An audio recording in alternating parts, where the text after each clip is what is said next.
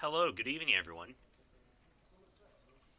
So, yeah, we're ready to get started on this now. This just came out recently. Um, was not expecting it.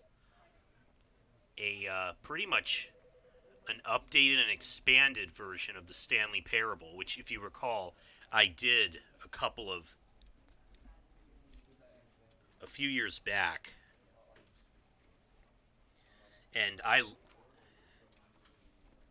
and it was really good. I liked it. I am looking forward to seeing what they've got here.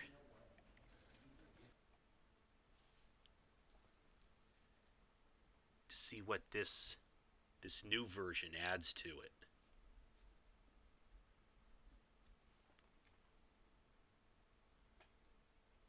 This is the story of a man named Stanley.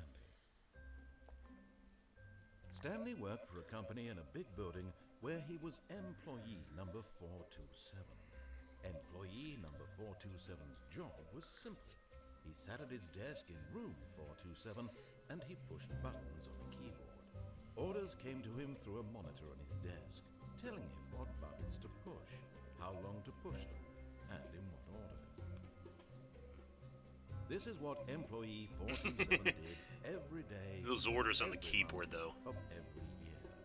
And although others might have considered it soul-ripping, Stanley relished every moment that the orders came in, as though he had been made exactly for this job. And Stanley was happy. And then one day, something very peculiar happened. Something that would forever change Stanley. Something he would never quite forget. He had been at his desk for nearly an hour when he realized that not one single order had arrived on the monitor for him to follow. No one had showed up to give him instructions, call a meeting, or even say hi.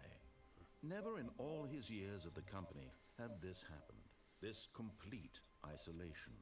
Something was very clearly wrong. Shocked, frozen solid, Stanley found himself unable to move for the longest time. But as he came to his wits and regained his senses, he got up from his desk and stepped out of his office.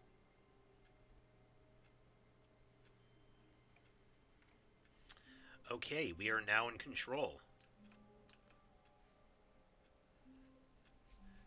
So yeah, for those who don't recall, the Stanley Parable, it's a game that has a number of branching paths. Um, Mostly to cheese off the narrator. Now, okay, let's... All of his co-workers were gone. What could it mean? Stanley decided to go to the meeting room. Perhaps he had simply missed a memo. No matter how hard Stanley looked, he couldn't find a trace of his co-workers. Okay, I think this is still here. Oh, please. Are you really just doing this for the achievement? Click a door 5 times. Is that all that you think an achievement is worth? No. I can't just give these merits away for such little effort. A measly 5 clicks. Now suppose you were to click the door 20 times. I would say that's the kind of effort that warrants recognition.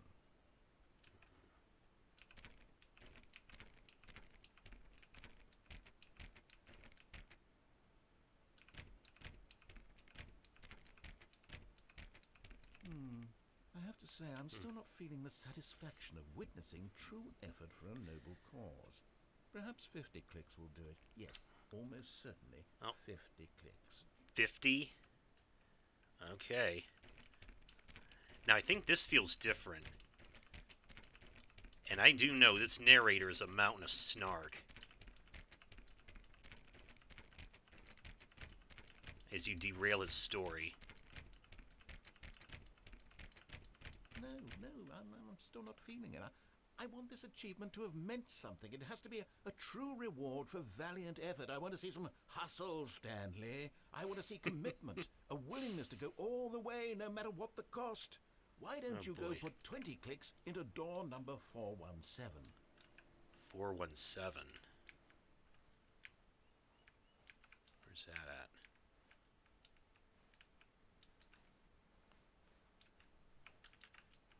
Oh, there it is.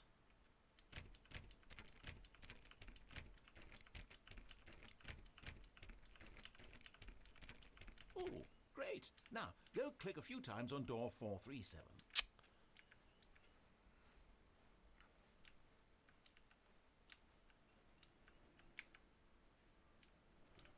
Did I miss it?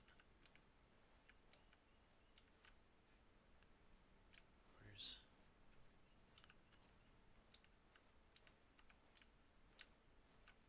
Okay, I don't want to go through there yet.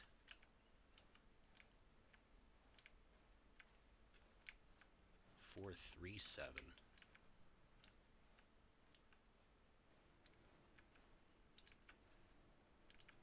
Oh, walked right past it. Excellent. I think we're getting somewhere. Now, door 415. Let's give it 10 clicks or so.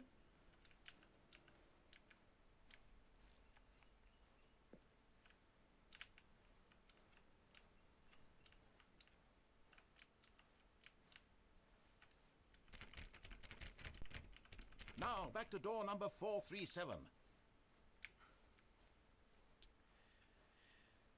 You really,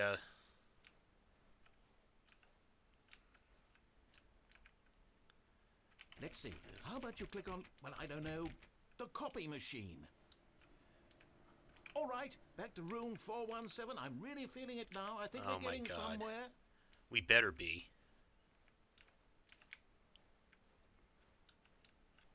Okay, now go climb on employee 419's desk.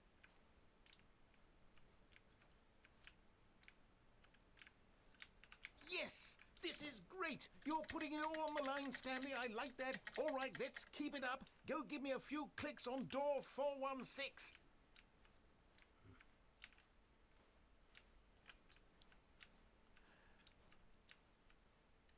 By the way, you can't jump We've as there's almost got it! Now the copy machine, do that one again! Well, I'm glad you're excited about this.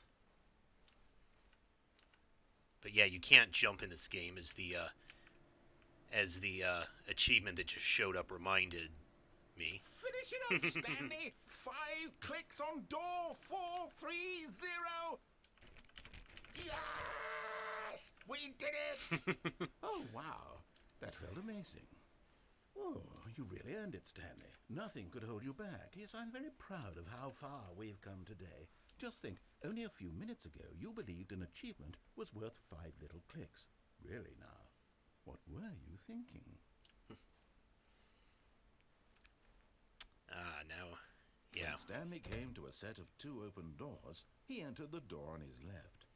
Okay.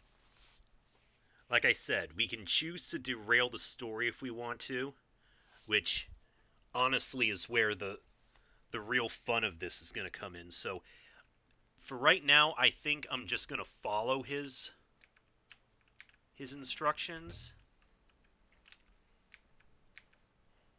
and get that ending out of the way. Yet there was not a single person here either. Feeling a wave of disbelief, Stanley decided to go up to his boss's office, hoping he might find an answer there. By the way, the PowerPoint and the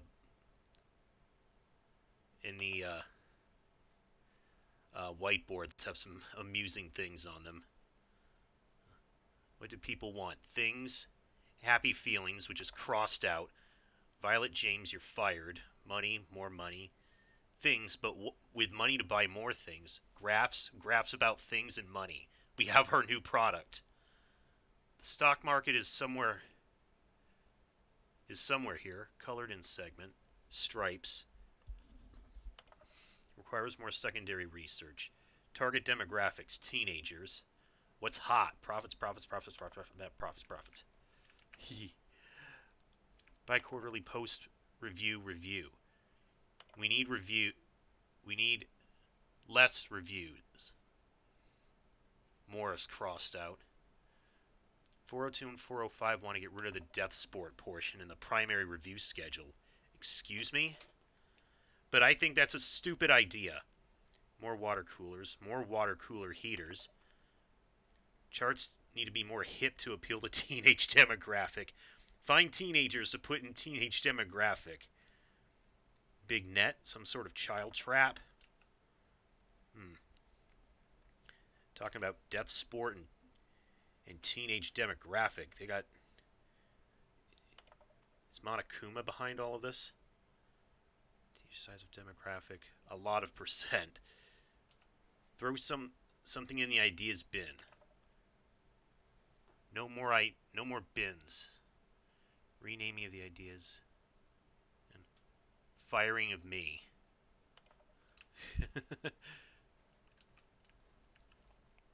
Meeting room. Do not alter without consulting whiteboard manager. Cabal planning, or, well, group planning. Monday weekly targets admins. Marketing Mondays. Group. This box is too small. Termination Tuesdays. Office efficients. Legal. Group 41.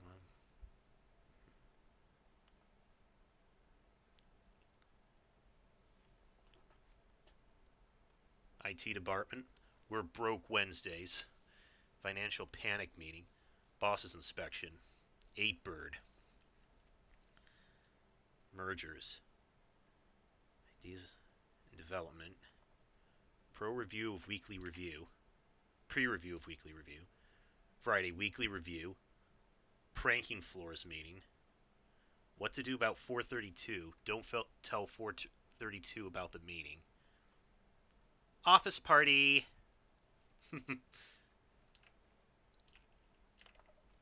Targets. Push for funding for R&D of new coffee machine. Standard graphs 4x wide. Not cost efficient. Get Chris out of the broom closet. Synergize papers. Hire someone to synergize papers. Papers are too synergized. Fire paper guy. Hire somebody to fire paper synergizing guy. Who moved my desk? Please keep the targets on the topic of... And it's all wiped out. The future was yesterday. Tomorrow is you. Tomorrow is now. Tomorrow. Complete today's unfinished agenda items. Write next day's agenda. Reflect. You got all these employee numbers and then Jim. Anything? Do. Synergize core value expenditures. Shift global market parade. Monetize free to play. Oh no. Not microtransactions. If you ever find yourself in a conflict with another diligent employee, like yourself, oh, okay. What are your dreams for the future? Success, mitosis, a boat, pollution, comatose, metamorphosis. Tips from not getting fired. Talk less. Do unbelievably amazing work all the time, every day, with no expectation of promotion or recognition, and don't get fired. How to solve a dispute with a coworker. Let it ball up inside you. Take it out passive-aggressively. Resent coworkers for not supporting you more. Good plan. Using slides to assure everything that everything's okay. Make sure your slide has a slick blue graphic in the header and throw some bevel on all the text. This will ensure a calm and productive work environment.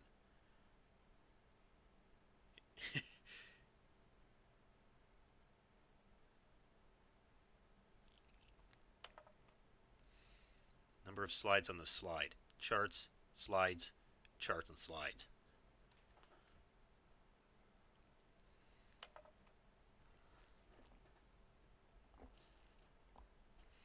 Oh, I can't even tell what's on this. Rate of increase in graphs per slide. Yes, oh yes, oh, no more charts, please, I'm begging, stop. The Boss Appreciation Minute. On your Boss Appreciation Minute worksheet, circle the top 20 things you love most about your boss. Fill out your triplicate and return to your Boss Appreciation Specialist. If you ever find yourself in a conflict, remember, it takes 2 people to start a fight, and right now you're both of them. Okay, I think that was all in the PowerPoint. Okay, they mentioned the broom closet, but I think we'll save that for later. Okay. Coming to a staircase, Stanley walked upstairs to his boss's office.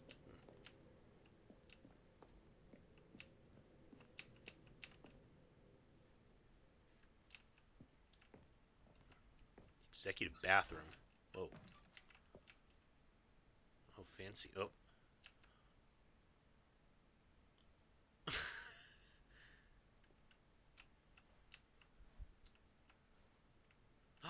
I cast no reflection. Is Stanley a vampire? He might be.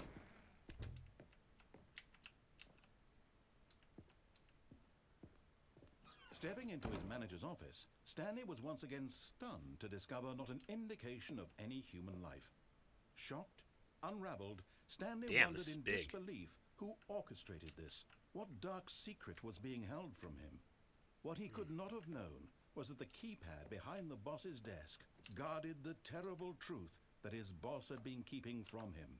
And so the boss had assigned it an extra secret PIN number, 2845. But of course, Stanley couldn't possibly have known this.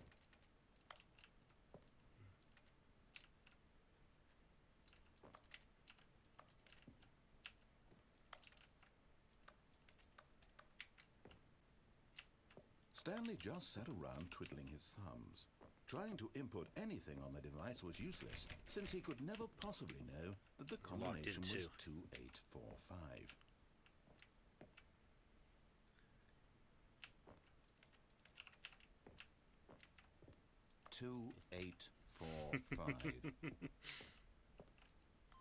Oops.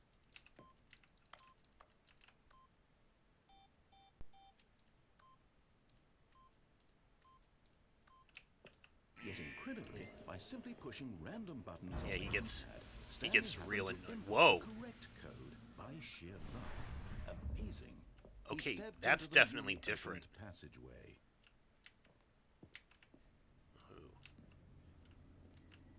Okay, this is a little creepy.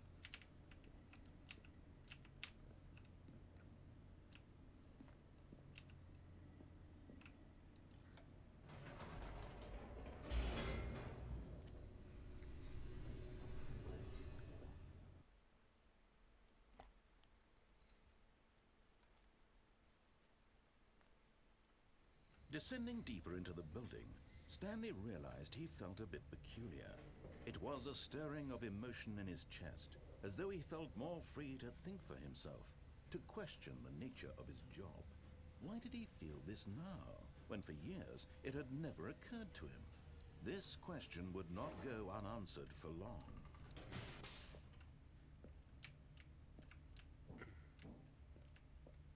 Stanley walked straight ahead through the large door that read Mind Control Facility. Or we could go that way that says escape. But we'll keep going for now.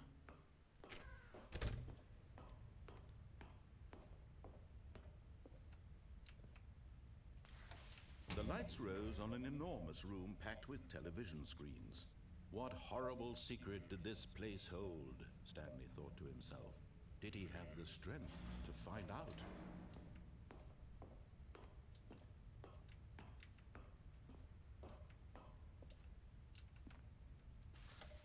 Now the monitors jumped to life, their true nature revealed. Each bore the number of an employee in the building, Stanley's co-workers.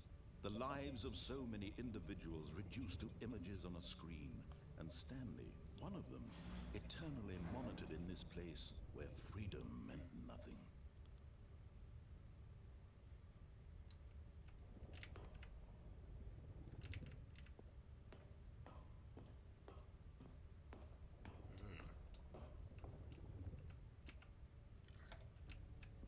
This mind control facility, it was too horrible to believe. See, two of them say fired. Had Stanley really been under someone's control all this time? Was this the only reason he was happy with his boring job? That his emotions had been manipulated to accept it blindly? No, he refused to believe it. He couldn't accept it. His own life in someone else's control? Yes. Never. That It door was down there. unthinkable. Wasn't it? Was it even possible? Had he truly spent his entire life utterly blind to the world? But here was the proof. The heart of the operation. Controls labeled with emotions. Happy control or status sad offline. or content. Walking, eating, working. All of it monitored and commanded from this very place. And as the cold reality of his past began to sink in, Stanley decided that this machinery would never again exert its terrible power over another human life. For he would dismantle the controls once and for all.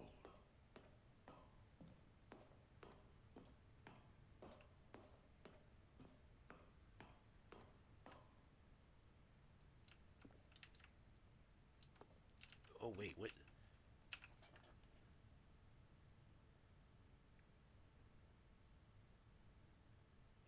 Okay, I didn't know if that was a Easter egg or something.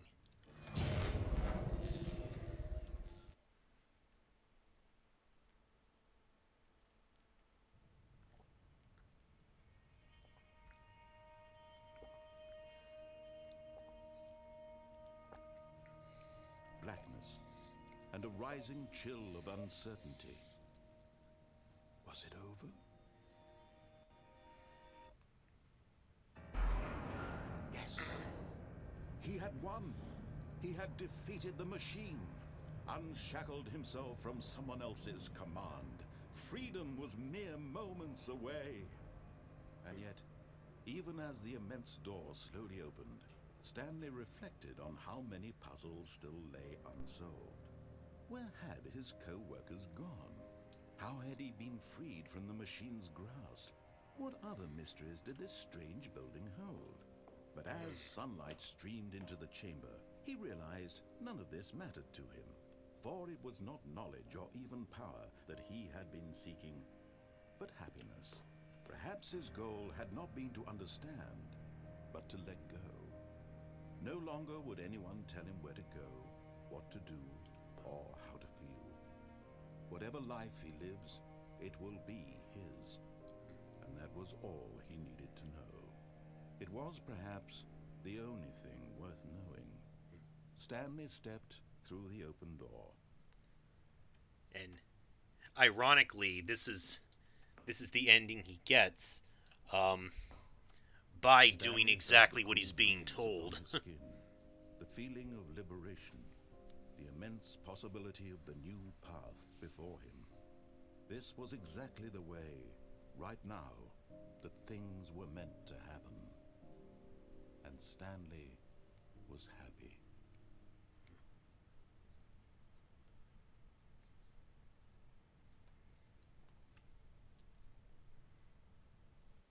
Until it resets back to the beginning.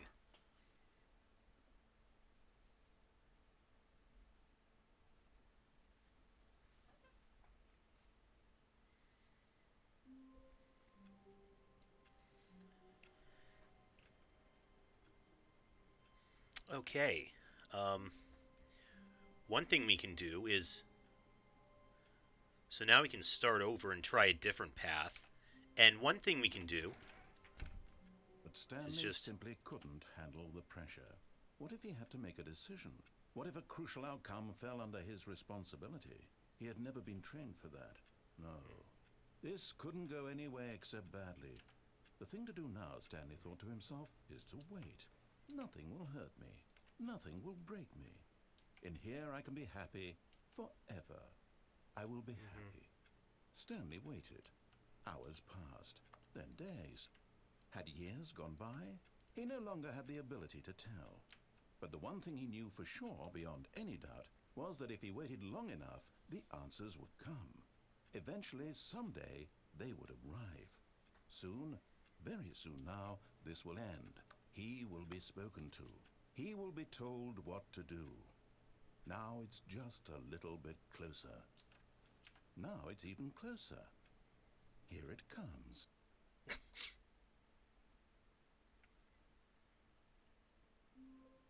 and that just ends abruptly. All of his co-workers were gone. What could it mean? Stanley decided to go to the meeting room. Perhaps he had simply missed a memo. No matter how hard Stanley looked, he couldn't find a trace of his co-workers. Mugrid's who farted.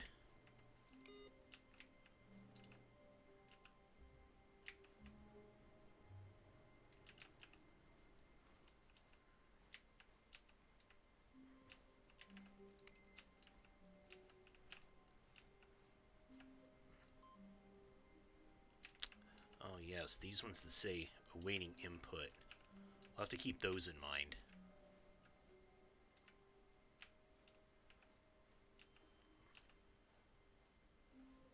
When Stanley came to a set of 2 open doors, he entered the door on his left. This okay, was now not let's the correct way start to the bucking meeting the... room, and Stanley knew it perfectly well. Perhaps he wanted to stop by the employee lounge first, just to admire it. Yes. Yes, truly a room worth admiring. It had really been worth the detour after all, just to spend a few moments here in this immaculate, beautifully constructed room. Stanley simply stood here, drinking it all in.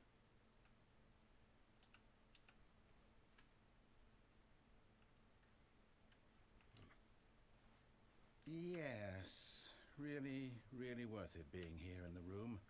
A room so utterly captivating that even though all your co-workers have mysteriously vanished, here you sit looking at these chairs and some paintings. Really worth it. As he starts getting impatient. At this point, Stanley's obsession with this room bordered on creepy and reflected poorly on his overall personality. It's possible that this is why everyone left.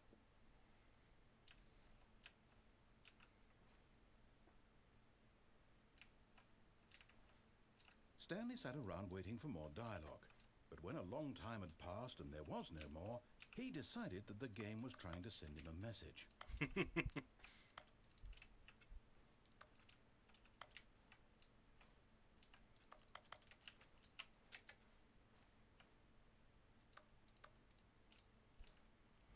But at last, he'd had enough of the amazing room and took the first open door on his left to get back to business. Stanley was so bad at following directions, it's incredible he wasn't fired years ago.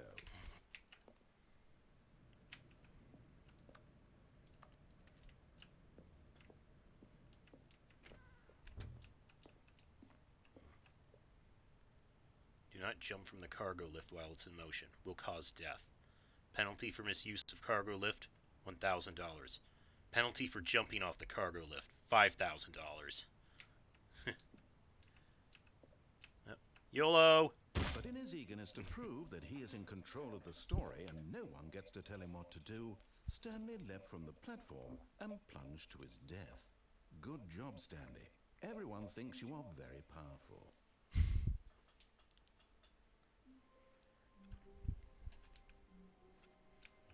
All of his co-workers were gone. What could it mean? Stanley decided to go to the meeting room. Perhaps he had simply missed a memo.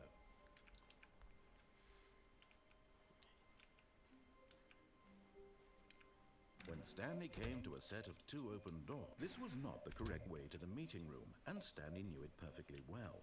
Perhaps he wanted to stop by the employee lounge first, just to admire it. Wow. Yes, this room. What a beautiful room. What a gorgeous, gorgeous room. Thank goodness Stanley had taken this detour on his way to the meeting room. Life without having experienced this room was now too horrible even to consider. But eager to get back to business, Stanley took the first open door on his left. Stanley was so bad at following directions, it's incredible he wasn't fired years ago. Okay, there's another version of that if we...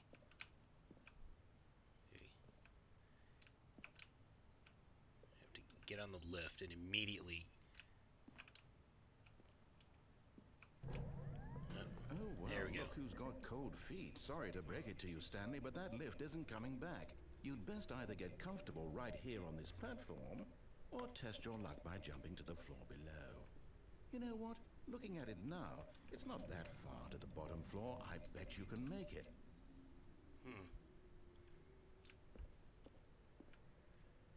Hey, maybe that can break my fall. Whoops. Up. Looks like I was wrong. How clumsy of me. Apparently not. Stanley decided to go to the meeting room to check on his co-workers. He never functioned well by himself and constantly needed support and guidance from others, so the thought of total solitude was terrifying to him.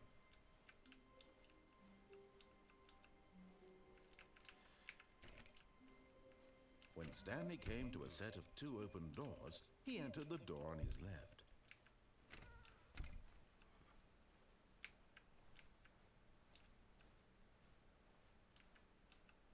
Yet there was not a single person here either. Feeling a wave of disbelief, Stanley decided to go up to his boss's office, hoping he might find an answer there.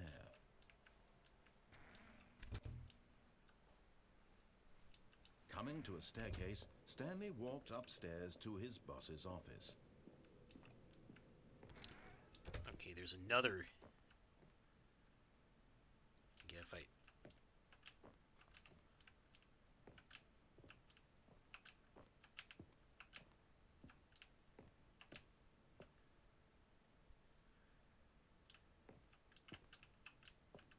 Stepping Oh, into his manager's office, damn it. Stanley was once again stunned to discover not an indication Again, I had to step in of and any human life. immediately What could step it out mean? before it. Stanley wondered aloud to nobody. He began wildly tearing through papers on the boss's desk, pulling books off the shelf, looking behind paintings, desperate for clues to his situation. But his attention was caught by a keypad behind the boss's desk. What could its purpose be? 8. In fact, this keypad guarded the terrible secret that lay buried below his feet. And so the boss had assigned it an extra secret PIN number, 2845. But of course, Stanley couldn't possibly have known this. Yet incredibly, by simply pushing random buttons on the keypad, Stanley happened to input the correct code by sheer luck.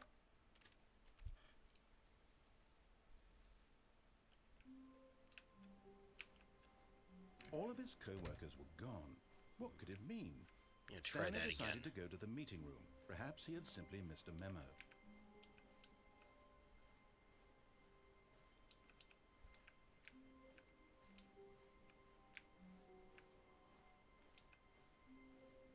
Oh, now this is interesting. Some of the... This hallway's a little bit different. When Stanley came to a set of 2 open doors, he entered the door on his left.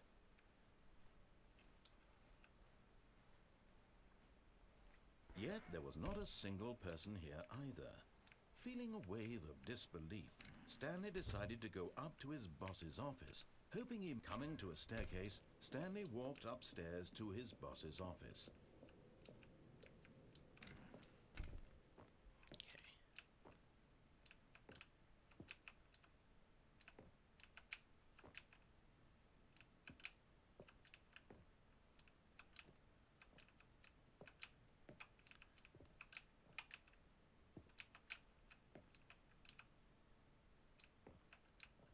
The moment...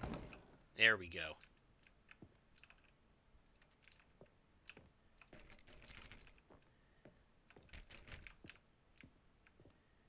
Yeah, we can't get back in there now. I don't... Oh, we can still use the executive bathroom.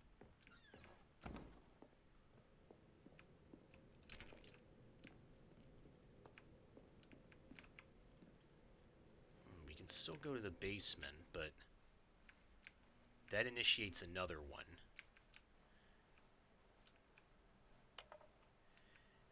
And the narrator's strangely quiet for this, too. I'm trying to check and see if there's any new... Yeah, that's no longer a path option.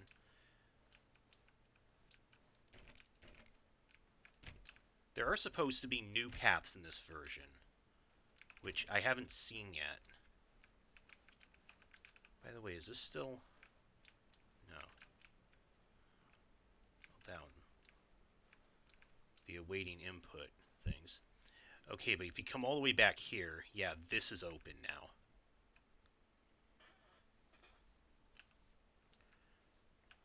You are now leaving.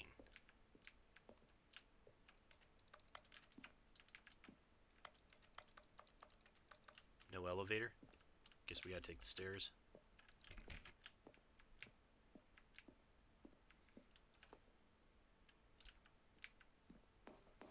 Skate pod bay.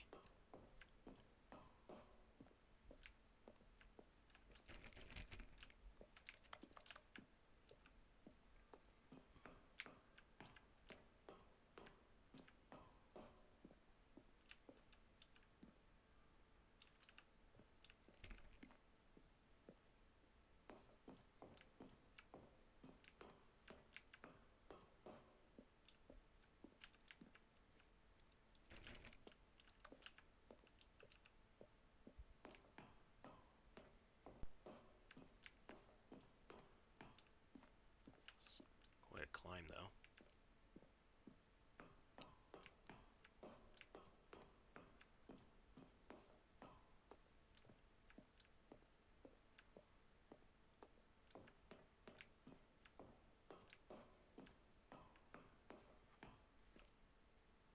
Skate pod launch bay.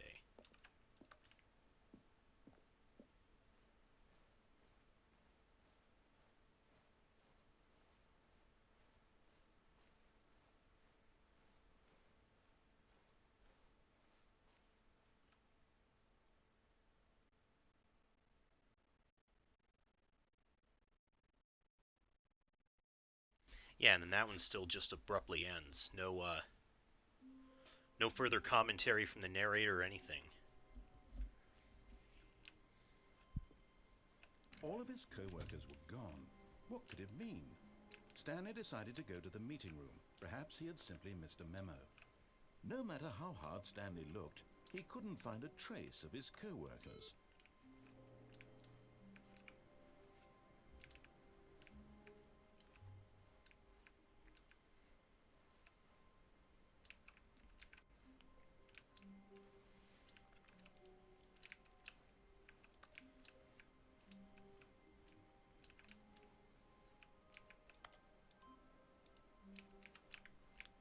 Oh, okay.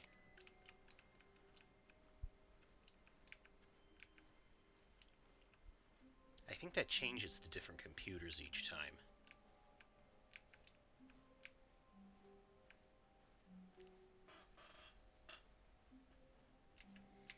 When Stanley came to a set of 2 open doors, he entered the door on his left.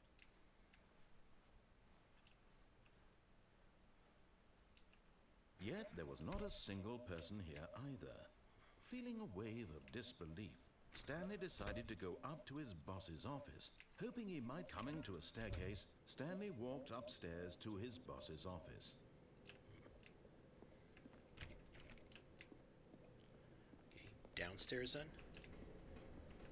Oh.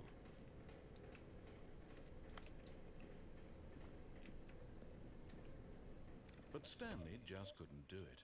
He considered the possibility of facing his boss. Admitting he had left his post during work hours, he might be fired for that. And in such a competitive economy, why had he taken that risk? All because he believed everyone had vanished? His boss would think he was crazy. And then something occurred to Stanley. Maybe, he thought to himself, maybe I am crazy. All of my co-workers blinking mysteriously out of existence in a single moment for no reason at all? None of it made any logical sense. And as Stanley pondered this, he began to make other strange observations. For example, why couldn't he see his feet when he looked down? Why did doors close automatically behind him wherever he went? And for that matter, these rooms were starting to look pretty familiar. Yeah. Were they simply repeating? No, Stanley said to himself, they are. This is all too strange. This can't be real. And at last, he came to the conclusion that had been on the tip of his tongue. He just hadn't found the words for it. I'm dreaming, he yelled. This is all a dream. Oh, what a relief Stanley felt to have finally found an answer, an explanation. His co-workers weren't actually gone. He wasn't going to lose his job. He wasn't crazy after all. And he thought to himself, I suppose I'll wake up soon. I'll have to go back to my boring real-life job pushing buttons. I may as well enjoy this while I'm still lucid. So, he imagined himself flying and began to gently float above the ground. Then he imagined himself soaring through space on a magical starfield. And it too appeared. It was so much fun, and Stanley marveled that he had still not woken up. How was he remaining so lucid? And then perhaps the strangest question of them all entered Stanley's head. One he was amazed he hadn't asked himself sooner. Why is there a voice in my head dictating everything that I'm doing and thinking? Now the voice was describing itself being considered by Stanley, who found it particularly strange. I'm dreaming about a voice describing me, thinking about how it's describing my thoughts, he thought. And while he thought it all very odd and wondered if this voice spoke to all people in their dreams, the truth was that, of course, this was not a dream. How could it be? Was Stanley simply deceiving himself, believing that if he's asleep, he doesn't have to take responsibility for himself? Stanley is as awake right now as he's ever been in his life. Now, hearing the voice speak these words was quite a shock to Stanley. After all, he knew for certain, beyond a doubt, that this was in fact a dream.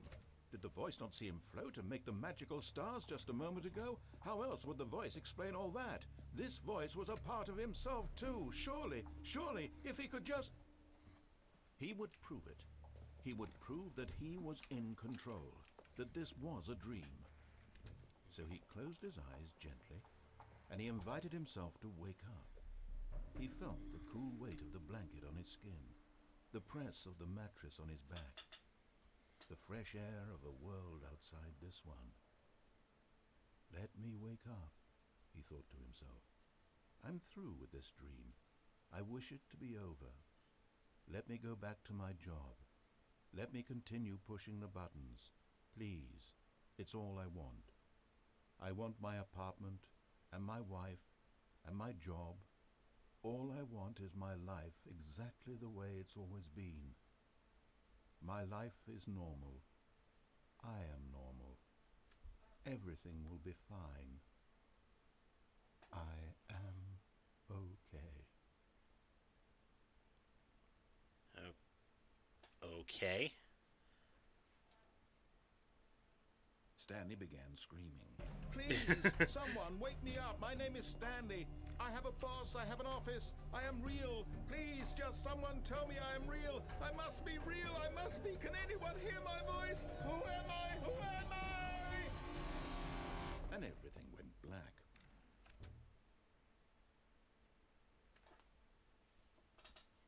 And I still hear a door shut behind me. A woman named Mariella. Huh? Mariella woke up on a day like any other. She arose, got dressed, gathered her belongings, and walked to her place of work.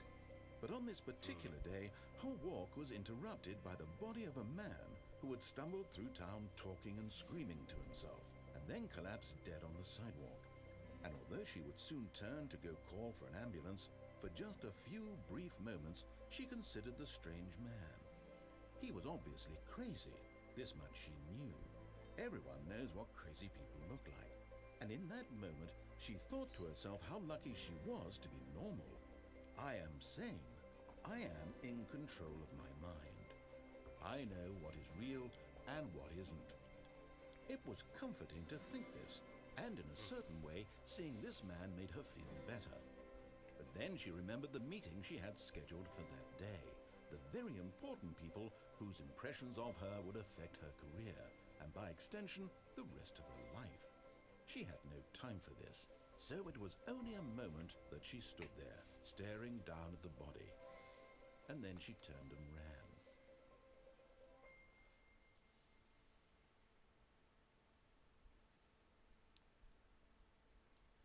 Well, now that was definitely something. What the? Who? All of his co-workers were gone. What could it mean? Stanley decided to go to the meeting room. Perhaps Who the hell left all these papers? No matter how hard Stanley looked, he couldn't find a trace of his co-workers.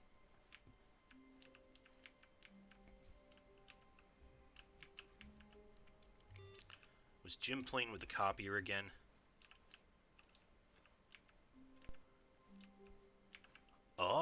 here we go. New content? What does that mean, new content? Here we go. Oh.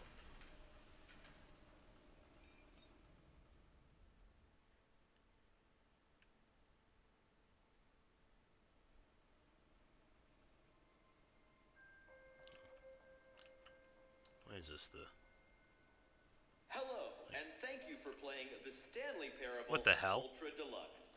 You're welcome. As you may know, the Stanley Parable was a video game released in 2013 on home computers. After receiving critical and commercial success, it was expanded upon in 2022 with the Stanley Parable Ultra Deluxe, a reimagining of the game for consoles and home computers. The Stanley Parable Ultra Deluxe features exciting new content that broadens and expands the world of the Stanley Parable, delighting audiences the world over. Please, step inside and see what thrilling new adventures await in the Stanley Parable Ultra Deluxe. Oh, well, this sounds delightful. I'm very excited to see the thrilling new Ultra Deluxe content. Yes, quite. Okay, so far it's an elevator. Nothing special yet, but I'm sure it's just the beginning of a mesmerizing adventure.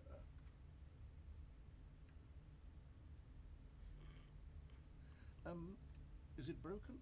What's going on here? Yeah. Should we be moving somewhere or...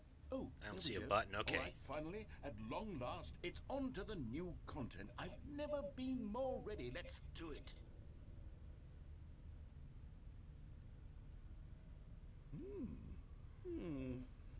I have to say, initial impressions of Stanley Parable Ultra Deluxe, mostly tedious. It's as if oh, okay. Let's see the content. Give me the content, Stanley. Is it going to be something totally underwhelming? All right, let's see. It's the jump circle. What? Oh. Suddenly we can jump.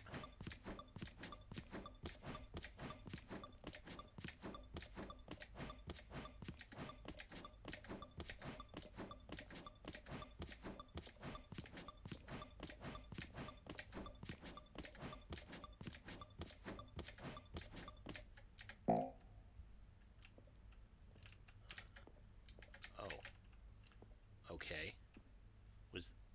Was that it? Or was there something I could have done in there? Is that it? Surely that's not all the new content. There has to be something else, right? Goodness. Another elevator. Stanley, I have to say, initial impressions of this game are not positive. It's just elevators and jumping. Is this what passes for exciting new content? If this is new content, then I could just read you the whole dictionary. There's 20 hours of new content right there. Hell, I could count to 30 trillion. Put that on the box. The Stanley Parable Ultra Deluxe, now with over 1,000 hours of new content. And oh, wait. There's more. Very good. Yes. I knew there had to be something else. Let's see it. I'm ready for whatever it is.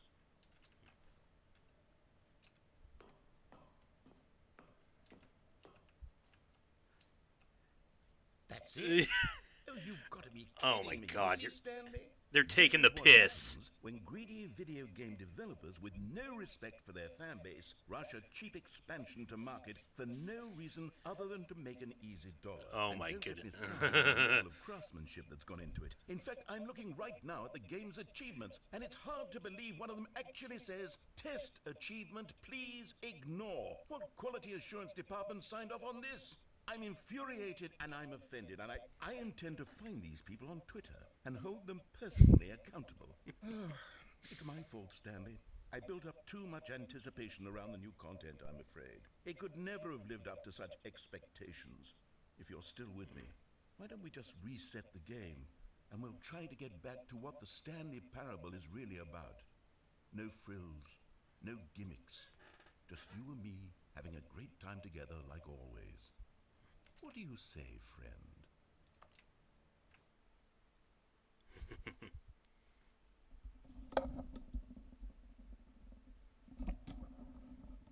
Oh, what is this, though?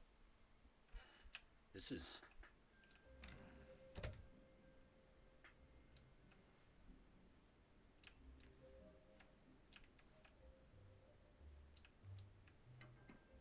This is... Stanley, come over here. What? In the vent. I want to show you something.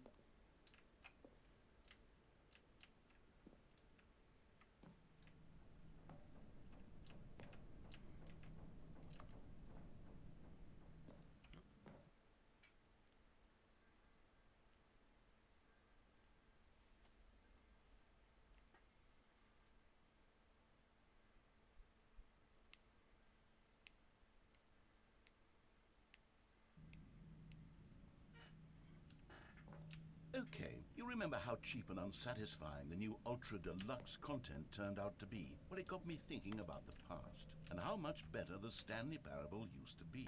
So I made something special and tucked it away here where the game's developers won't find it. Just our little secret. Take a look. Oh. I call The it hell? the Memory Zone. It's where I've been storing all my favorite memories so I can relive the peak experiences of my life whenever I want. Experiences like the launch of the Stanley Parable on PC.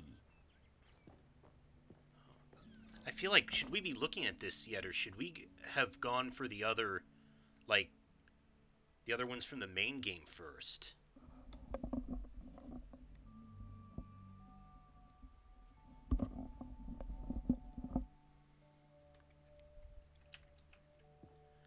It's like the one museum ending, a lot of it won't make sense if you haven't seen. Doesn't the Memory Zone remind you of how wonderful Stanley Parable was before it was sullied with a cheap re-release? Remember back in October of 2013, when the game originally launched? Back then, video games had integrity.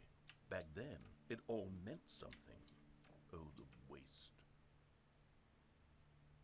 The British Academy of Film and Television Arts. It has it over there on tape.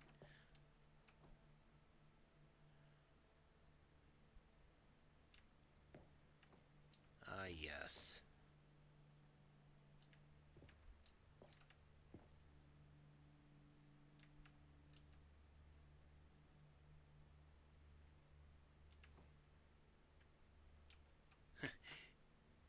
Even the clock says 2013 on it.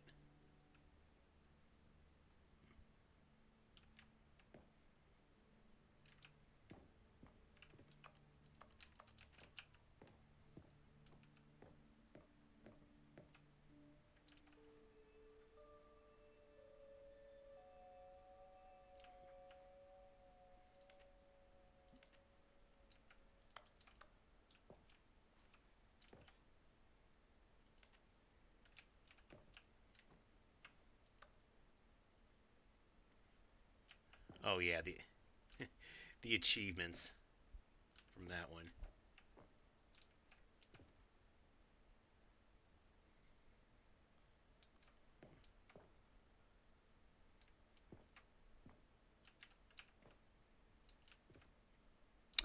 Oh, there's yeah, that's a nice picture there.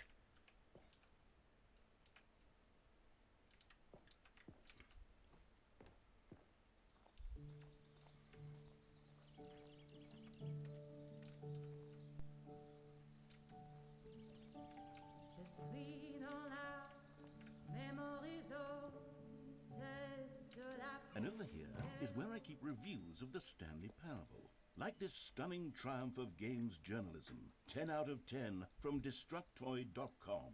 James Stephanie Sterling writes, and I quote, "Where so many games that aspire to be more than games end up less than any form of art, Stanley Parable strives and then succeeds to be every game ever created." Did you hear that, Stanley? Every game ever created. That's how grand and all-encompassing the original Stanley Parable was. It was literally every game ever created. It was Skyrim, it was Persona 3, it was all of them, and now it's nothing. It's no games at all. It isn't even the Stanley Parable anymore. It's just a husk now. A lifeless husk with an hour of new elevator content.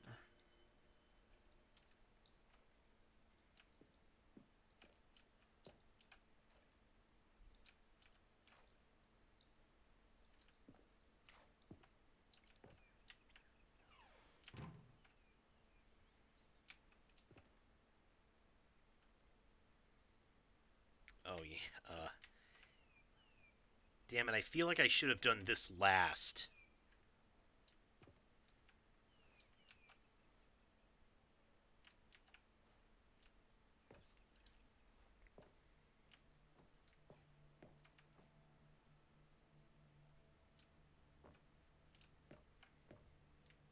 Oh, the blue and red door. Yeah, there's that. All the buttons.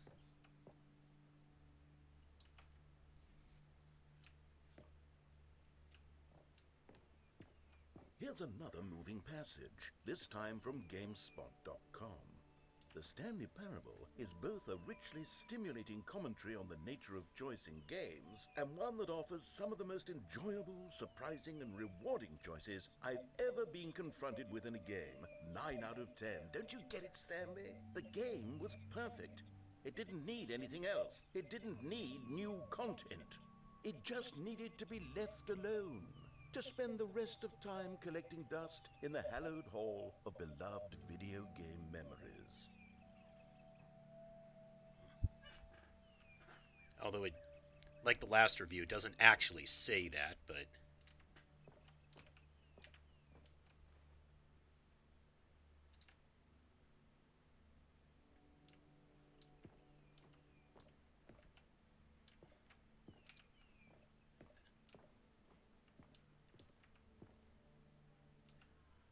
the serious room. It has to do with if you try to enter like a cheat code if you open the console and try to enter a cheat code, the narrator takes you there instead and reprimands you. These were simpler times, Stanley. But I wouldn't give to go back, to have it all over again. Wait, hang on. I don't recall this part of the memory zone before. Uh-oh. What's this? What's down here?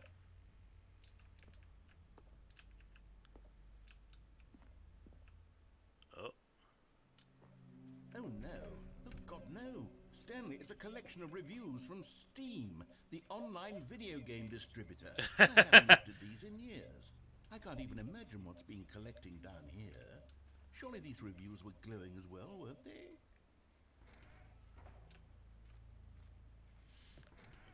Oh. Honestly, I could not be bothered to play this game to full completion. The narrator is obnoxious and unfunny, with his humor and dialogue proving to be more irritating than entertaining. Unfunny! Uh-oh. I'm not trying to be funny. I'm trying to make a serious work of art. I suppose I could write up a handful of gags to insert into the Stanley Parable. I wonder if that was an actual review. Such a densely layered web of profound philosophical insights that I can't even imagine where I'd have the room to stick them.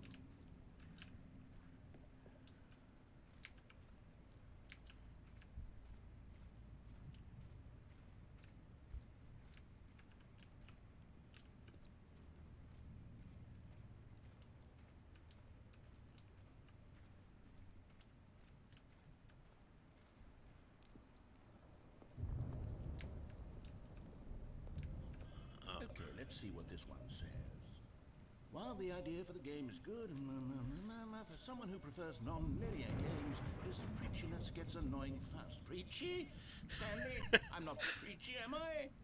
You can tell me if I'm preachy. Honestly, you can. Oh, goodness. This is actually quite shocking for me. Well, to be honest, I had always thought of the game's dialogue as being rather terse to begin with. You can't know how much fluff I cut from the game to get it to feel as light and airy as it... Well, I always thought it did. But maybe it wasn't. Oh dear. What an awful memory to have to hold on to. These black marks are my otherwise unimpeachable track record. I feel like a failure. Like I let these people down. Perhaps the Stanley Parable isn't quite as sterling as I always remembered.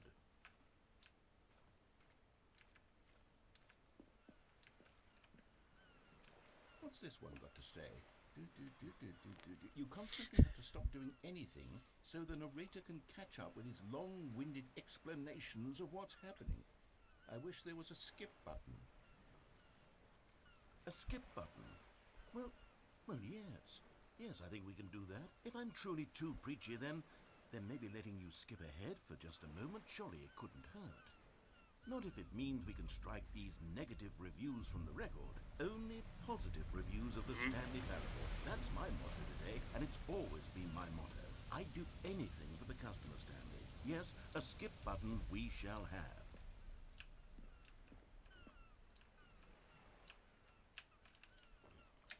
Nope, can't swim.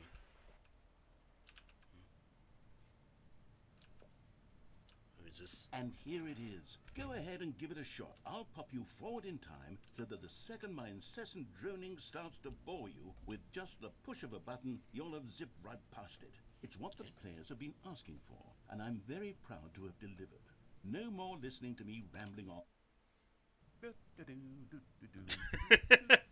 you're back, you see. You were only frozen in time for a few minutes, but it was plenty of time for me to deliver a long, rambling monologue full of unnecessary verbal flourishes and... Well there, sport. You really did catch me rambling on a bit, didn't you? But that's the power of the button. The minute I start to go off on a thoughtless display of self-absorption, it's right at your fingertips to go poof, and it's all... Okay, welcome back, Stanley. Now, I should say that the amount of time the button has been skipping through is becoming longer and longer. That last one was, well, I want to say maybe 30, 45 minutes? Really? It's not unendurable by any means, but it's, well, there's really only so much I can ramble on to myself about. I know, it's shocking, isn't it? But at any rate, I do suggest that we... Oops. Stanley, please don't push the button again. It's been 12 hours. Seriously? You've just been frozen there. Is it possible to just listen to his entire getting longer, and my thing? God, there's no way out of the room. Stanley, the door is gone. It's completely gone. I've looked at it from every angle. I've checked every one of those walls 1,000 times, and there's no door, Stanley. There's no door. There's just you and the button. Oh, Stanley, you're back. Oh my... Back. Oh my goodness. I have someone to talk to again. Oh my God. Stanley, I think it's been a week. Or 2 weeks.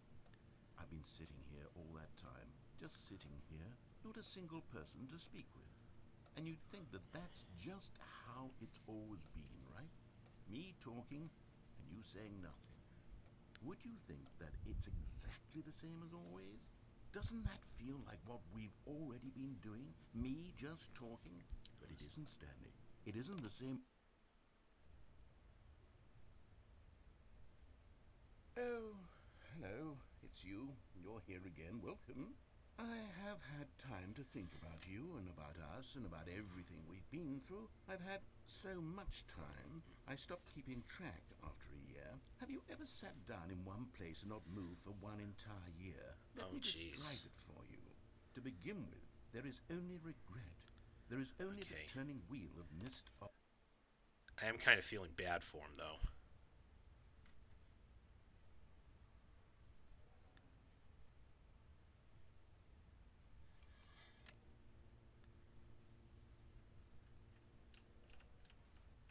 And now he's...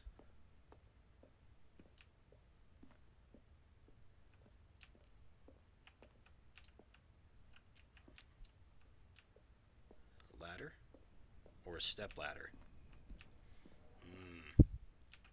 Even the narrator's gone now. Huh? What is that?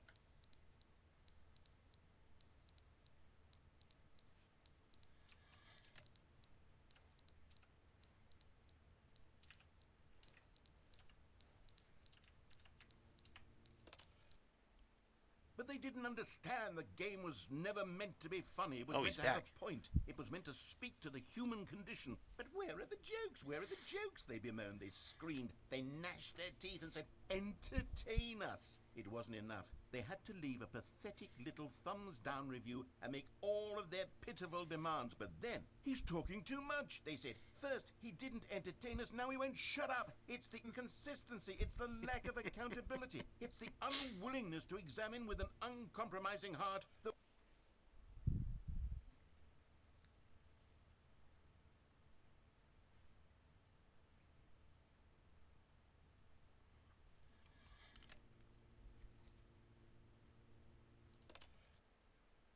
end is never the end is never the end is never the end is never the end is never the end is never the end is never the end is never the end is never the end is never the end is never the end is never the end is never the end. Oh god, the end is never the end. He's totally broke.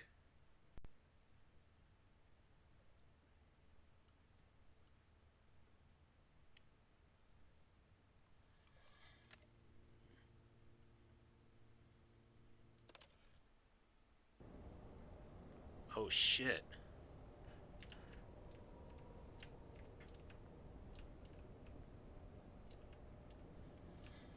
Oh man.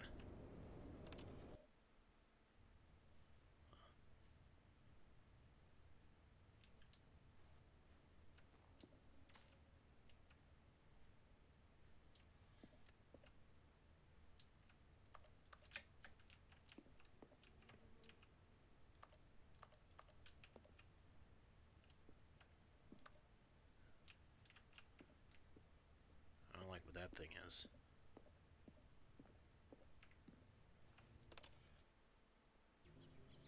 Oh.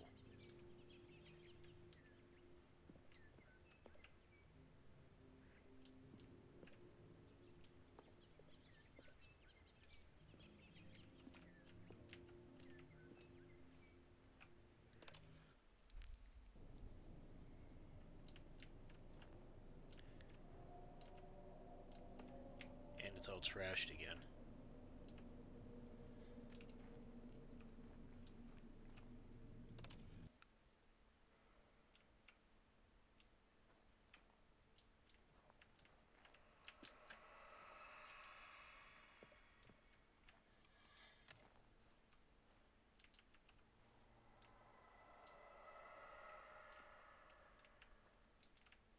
Kinda freaky.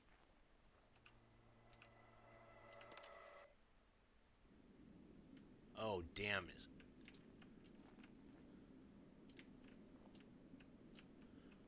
Oh.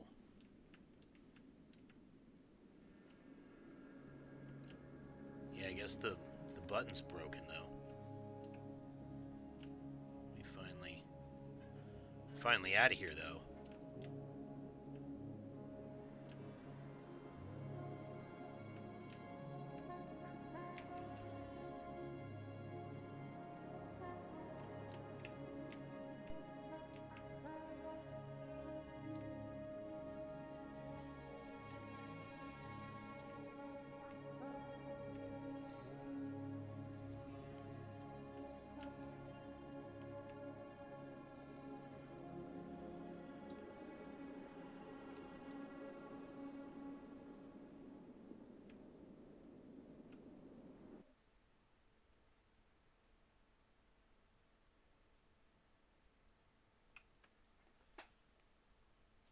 Oh, was that finally the end of that route?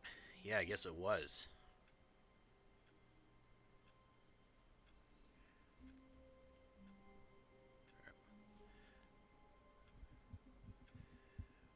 Well, that was certainly a thing.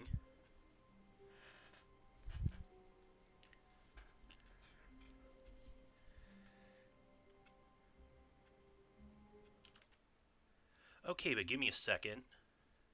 When I come back, we'll check out more of this.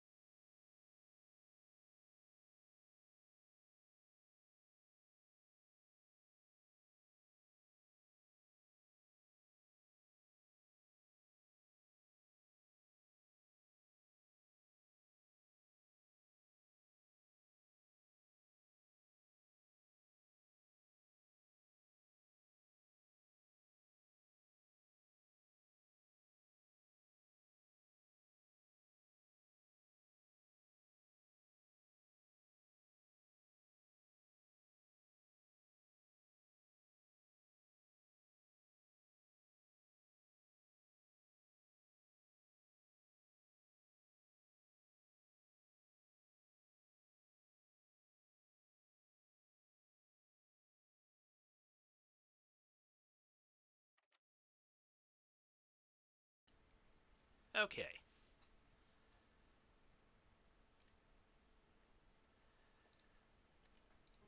Let us continue.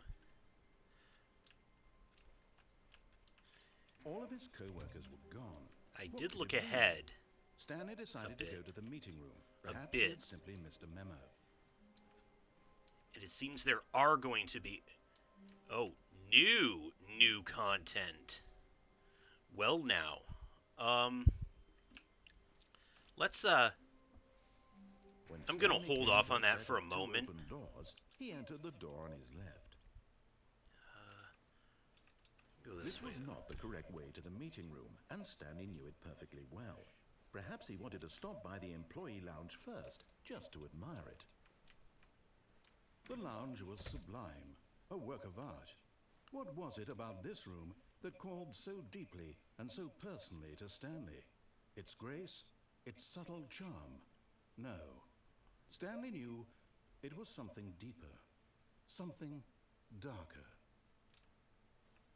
But eager to get back to business, Stanley took the first open door on his left.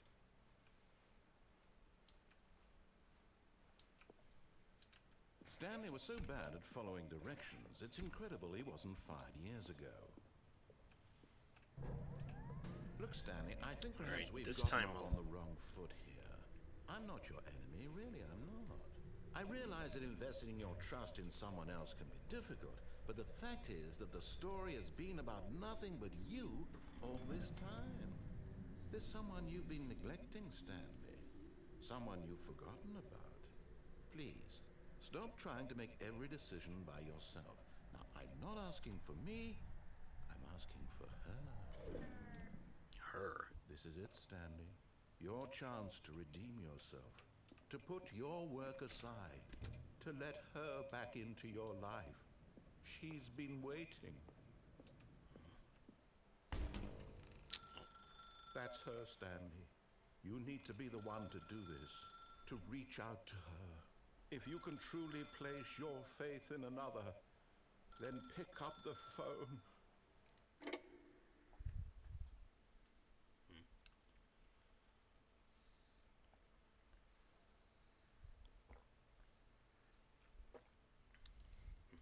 Oh, Stanley, is that It's you? also Hold 427. on, sweetie. Sorry to keep you waiting. I'm just pulling the bread out of the oven. All right. Okay, there we go. All right, now, I want you to come in and tell me all about your day. What? Gotcha.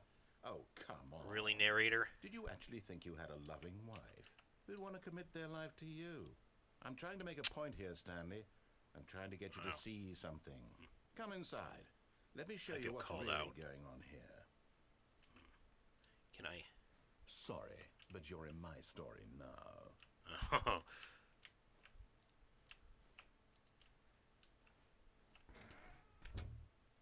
This is a very What's a sad chair story doing here? about the death of a man named Stanley. Huh?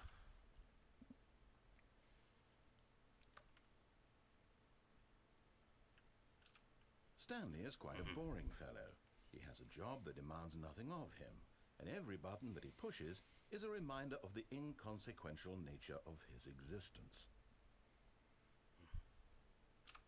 Look at him there, pushing buttons, doing exactly what he's told to do. Now he's pushing a button. Now he's eating lunch. Now he's going home. Now he's coming back to work. One might even feel sorry for him, except that he's chosen this life.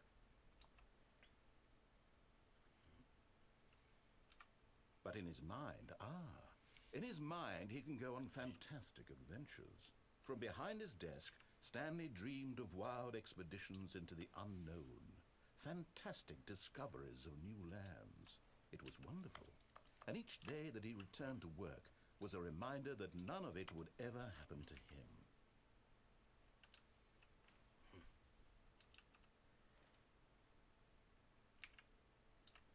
And kind of, And so he showing began to that. fantasize about his own job. First, he imagined that one day while at work, he stepped up from his desk to realize that all of his co-workers, his boss, everyone in the building had suddenly vanished off the face of the earth. The thought excited him terribly. Spend time with the boys. So he went further. He imagined that he came to two open doors and that he could go through either. At last, choice. It barely even mattered what lay behind each door. The mere thought that his decisions would mean something was almost too wonderful to behold. As he wandered through this fantasy world, he began to fill it with many possible paths and destinations. Down one path lay turning an back enormous into his round office room with monitors and mind controls. And down another was a yellow line that weaved in many directions. And down another was a game with a baby. And he called it the Stanley Parable. It was such a wonderful fantasy, and so in his head he relived it again, and then again, and again, over and over, wishing beyond hope that it would never end, that he might always feel this free. Surely there's an answer down some new path, mustn't there be? Perhaps if he played just one more time. But there is no answer. How could there possibly be? In reality, all he's doing is pushing the same buttons he always has. Nothing has changed. The longer he spends here, the more invested he gets, the more he forgets which life is the real one. And I'm trying to tell him this, that in this world he can never be anything but an observer, that as long as he remains here, he's slowly killing himself. But he won't listen to me. He won't stop. Here, watch this. Stanley, the next time the screen asks you to push a button, do not do it.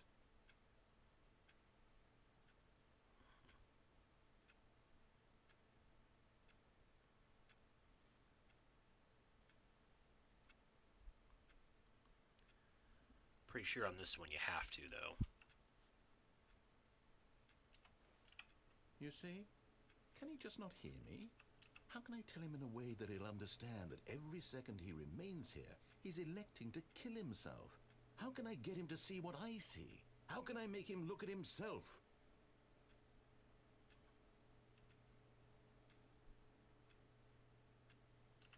I suppose I can't, not in the way I want him to.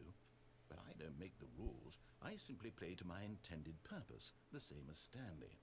We're not so different, I suppose. I'll try once more to convey all this to him. I'm compelled to. I must. Perhaps, well, maybe this time he'll see. Maybe this time. And I tried again, and Stanley pushed a button. And I tried again, and Stanley pushed a button. And I tried.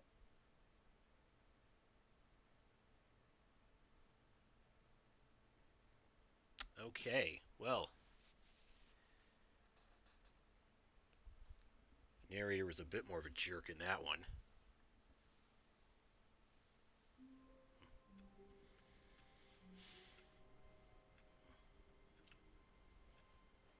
Stanley knew the office layout like the back.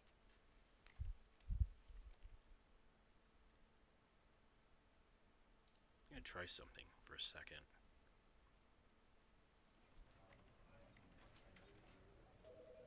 Okay, that was what I thought.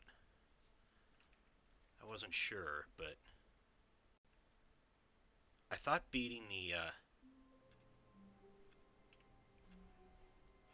All of his co-workers. at least I was hoping that what did it mean? Stanley decided beating to the go to skip meeting button room. ending Perhaps would he had simply missed a memo.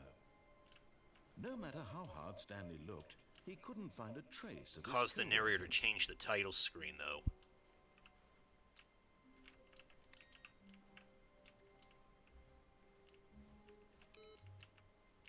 I just hope that didn't reset, like, everything.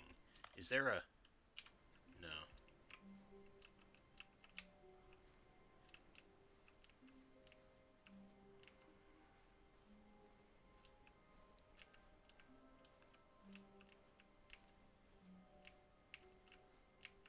When Stanley came to a set of two open doors, he entered the door on his left. This was not the correct way to the meeting room, and Stanley knew it perfectly well. Perhaps he wanted to stop by the employee lounge first, just to admire it. Standing now in this incredible room, Stanley for the first time understood true happiness. Then the feeling went away, and he felt sad again.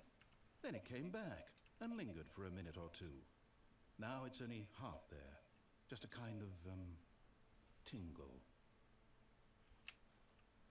But eager to get back to business, Stanley took the first open door on his left. And so he detoured through the maintenance section, walked straight ahead to the opposite door, and got back on track.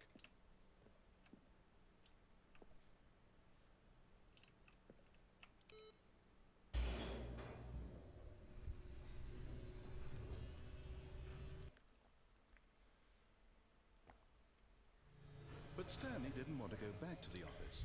He wanted to wander about and get even further off track. So now in order to get back, he needed to go, from here it's, left. Okay. Oh, no. Oh, No, hey. it's to the right, my mistake. Are you sure?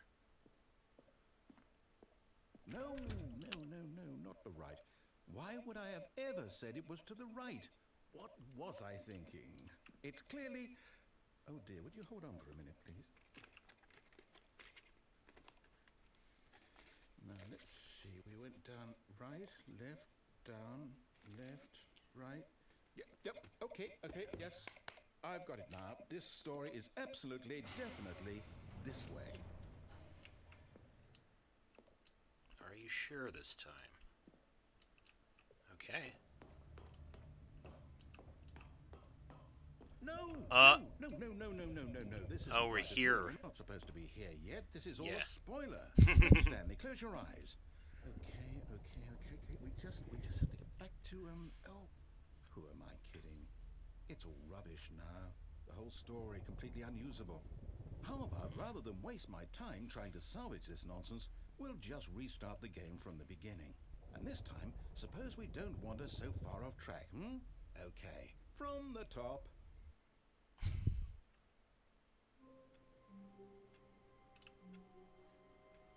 All of his co-workers were gone.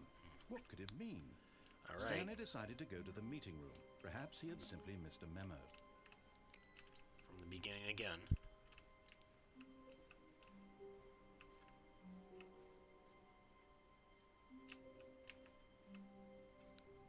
Oh, that's weird. The new content. Wait. Huh? Wait, what? No, I restarted. I swear I definitely restarted the game over, completely fresh. Everything should be... There's more Or did doors. something change?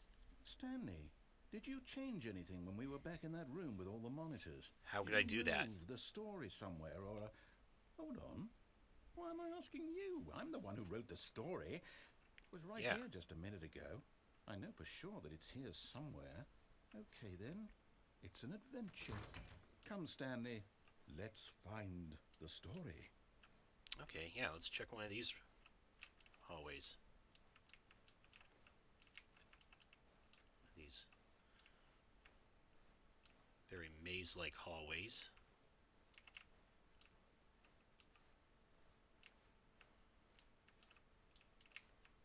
And it just comes back here.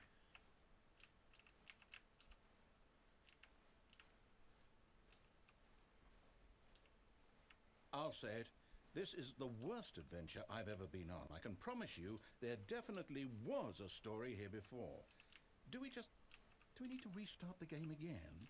Well, I find it unlikely that we'll ever progress by starting over and over again, but it's got to be better than this. Oh, wait a sec. Okay, let's give it a shot. Why not? Oh, yeah.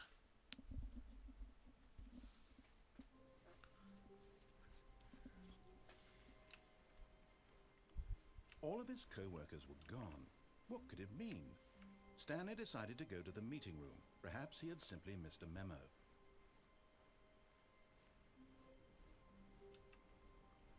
Okay, yep, it's... And now there's no I might doors. be remembering this wrong. It's possible the story is back where we just came from. Why don't we go back the other direction and see if we missed anything?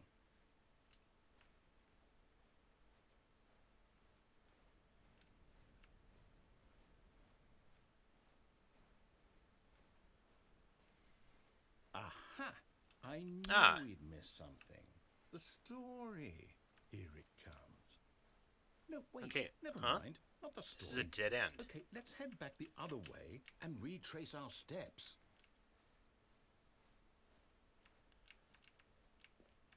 Oh, what the hell Now is... this...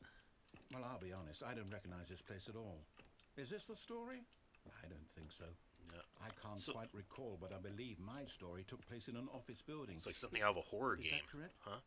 And now there's... Do you remember, Stanley? Well, do you know what? Since I've completely forgotten what we were supposed to be doing, how about this? You win! Congratulations! Yay! I know you put in a lot of hard work, and it really paid off. So, good job. Thank you. Oh, no. No, I don't feel right about this at all. We Oh. both know you didn't put in any actual work for that win. Oh. Some people win fair and square, and this was not one of those situations. Okay? I'm getting weirded out by whatever this place is. I don't care what might happen this time. I have to restart. What the hell? Oh god, the Stanley Parable All right, I've got a adventure solution. line. This time, to make sure we don't get lost, I've employed the help of the Stanley Parable Adventure Line. Just follow the line. How simple is that? Out of curiosity, what if we don't? Oh, it just goes back to no doors.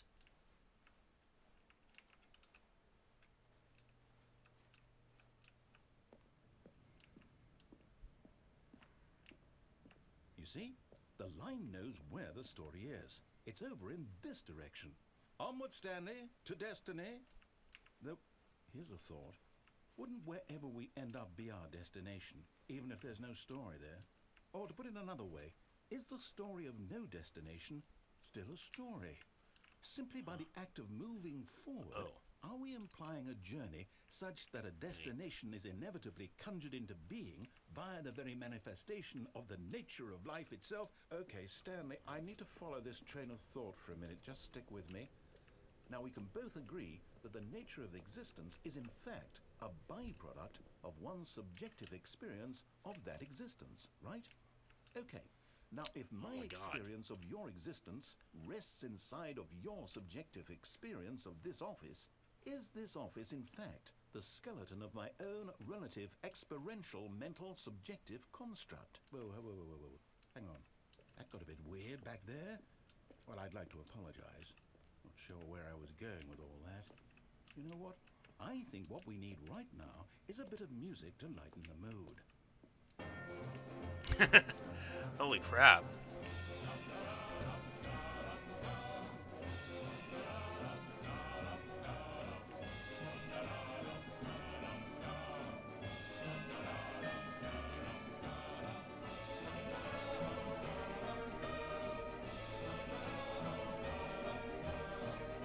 Wait, cut the music. Go back and look at that fern. Stanley, this fern will be very important later in the story. Oh, will it now? Make sure you study it closely and remember it carefully. You won't want to miss anything.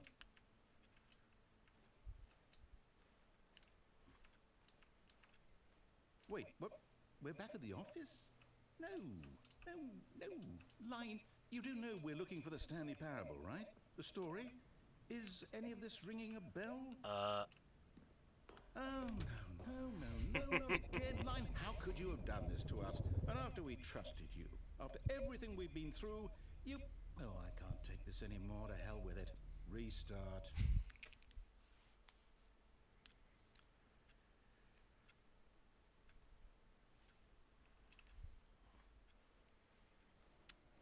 You know what, Stanley?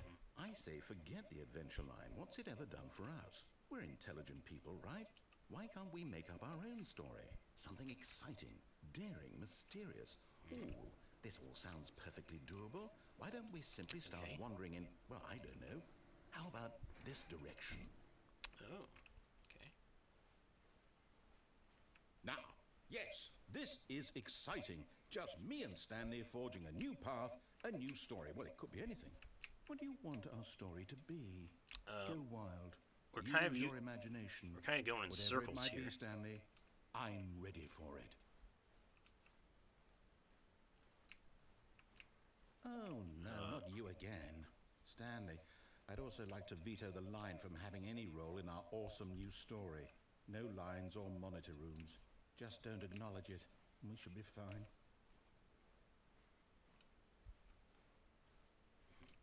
Oh, it goes back up into the ceiling anyway. Ah, a choice. We get to make a decision. From here, the story is in our control. How important we mustn't squander the opportunity. In fact, I believe I need a minute to think here. Just walk in circles for a minute. Okay, so okay. I know that each door has to lead somewhere, which means that somewhere, the place where we're trying to go, there must be a reverse door that leads here. And that in turn means that our destination corresponds with the counter-inverted reverse door's origin. So starting from the right, let us ask, will taking the right door lead us to where we're going? And since the answer is clearly yes, then by all accounts, the door on the right is the correct one. Another victory for logic. Come, Stanley, our destiny awaits. Even though Oh, hold up, what's this? they were both led here. The confusion ending. Fusion You're ending. telling me that's what this is? TV for It's all maintenance one room. giant ending? Narrator And we're restarts supposed to restart the game, what, First restart. 8 times? That's really how all this goes? So, dead end. It's all determined? The building. So now, according to the Restart schedule, I eventually. restart again. Then what? Am I just supposed to forget? Well, what if I don't want to forget? Nonsense My philosophy mind music. goes blank simply because it's written here on this thing. Find the wall. confusion ending schedule. Well, Narrator who restarts the consulted game. me? Fifth Why don't I restart. get to decide? Why don't Narrator I forgets get a about say the in all of previous this? Is it restarts. really? No, it can't be. Attempts to play the story I is don't want it to prevented. be. I don't want the game to keep Unable to go restarting. anywhere, do I don't want to anything. forget what's going on. Game I don't want to be restarts on trapped like this. sixth restart. I won't restart the game. I won't do it. I won't do it. I won't do it. Restart. And the timer Playing again. stopped. Does that mean did we do it? Did we break the cycle? The whatever it is that made this schedule? How would we even know? Will someone come for us? Will something happen? The narrator's gone after a long time. Stanley So- dies. Okay. I guess now we just wait. You know, I suppose in some way that this is a kind of story. Wouldn't you agree? I'm not quite sure if we're in the destination or the journey, though they're always saying that life is about the journey and not the destination. So I hope that's where we are right now. We'll find out, won't we? Eventually. Well, in the meantime, if you... Oh, okay. Well, so much for that.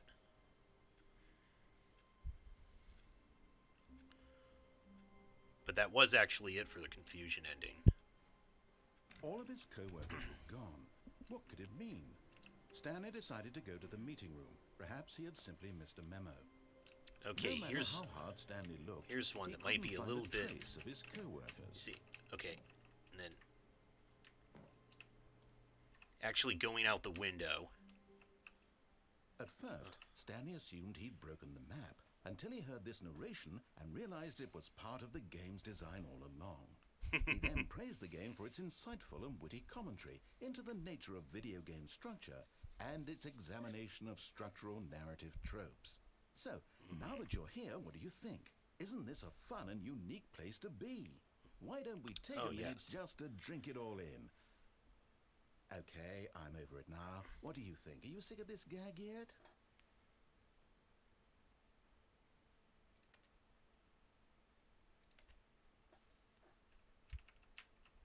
Well, I don't know how to say this politely, but you could literally just hit escape and restart the game any old time you want. Like, right now. You could have done it just then. Now would also be an appropriate time to quit. Any of these points and so many, many more, all of them are appropriate. I'm enjoying what seems to be an internal conflict going on where you are literally unable to act on your own desires to restart the game. So, just to push the envelope, I'm going to try and make this as miserable as possible and see how long you can maintain. There once was a man named Stanley, who people considered so manly. But the truth must be told, he was not very old and was quite particularly gangly. What Stanley liked most was buttons. He pushed them like some kind of glutton. He did it all day in a meaningful way, but his brain had long ceased to function. Which is why he is in this parable and lives an existence quite terrible. And if you are not strong and keep playing along, you still see the window up there. Will become quite unbearable. Yes. You too will become quite unbearable.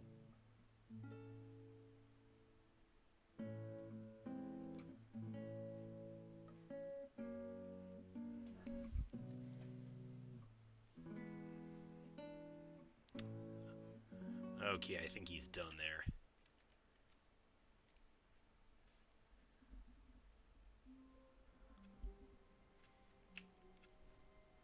But yes. All of his co-workers were gone. However, what did it mean? Stanley decided to go to the meeting room. Perhaps he had simply missed a memo. No matter how hard Stanley looked, he couldn't find a trace of his co-workers. There's also selecting the other option. At first, Stanley assumed he'd broken the map, until he heard this narration and realized it was part of the game's design all along. He then praised the game for its insightful and witty commentary into the nature of video game structure and its examination of structural narrative tropes. So, now that you're here, what do you think? Isn't this a fun and unique place to be? Why don't we take a minute just to drink it all in? Okay, I'm over it now. What do you think? Are you sick of this gag yet? If we say no. Then in that case, we'll continue. But now, here comes the real question. What do you think would have happened if you had told me that you wanted this to stop? Do you think it would have been particularly different? Yes. Would I have taken the same idea but rephrased it superficially to fit that answer? Perhaps you never would even have thought of it if I hadn't brought up the issue in the first place. Oh, now think about it. Yes, some games Would it be do worth that. it for you to restart and then come back here just to do the other option? No, because Clearly, we already this whole did. gag takes some time. What if the other option is even longer? How long will you spend in What if you total sing? just to have heard all the narration? Oh, and this is rich. Perhaps you've just played the other option, and now you've come to see what happens in this one. So, what do you think? Which choice was the better one? Imagine if you had selected continue on your first playthrough, how tantalizing it would be not knowing what happens when you pick the other option. Indeed, you are one of the lucky ones. Though if the other option is really miserable to listen to, then perhaps you're not. In fact, I'm just going to say that no one who's listening to this is lucky. Well now, I've built up the other options so much that I'm going to stop talking and leave you to your decision whether to come back here, continue with the game, or just sit in this spot forever and ever. Cheers.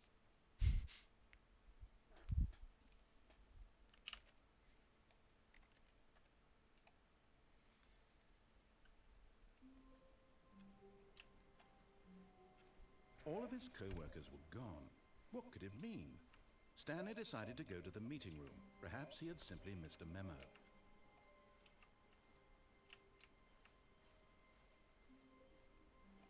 When Stanley came to a set of 2 open doors, he entered the door on his left.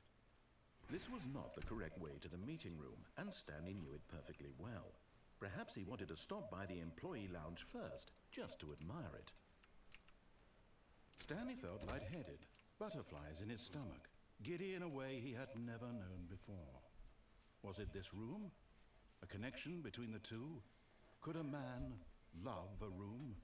I mean, truly, truly, deeply, madly love. But eager to get back to business, Well, Stanley narrator. took the first open door on his left.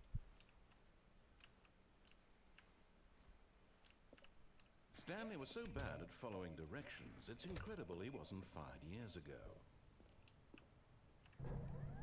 Look, Stanley, I think perhaps we've gotten off on the wrong foot here. I'm not your enemy, really, I'm not. I realize that investing your trust in someone else can be difficult, but the fact is that the story has been about nothing Now but we you can jump all off this time. here There's onto someone the you've been neglecting, Stanley. Someone you've catwalk. forgotten about. What? Really? I was in the middle of something. Do you have zero consideration for others? Are you that convinced that I want something bad to happen to you? Maybe. Why, I don't know how to convince you of this, but I really do want to help you, to show you something beautiful. Look, let me prove it. Let me prove that I'm on your side. Give me a chance.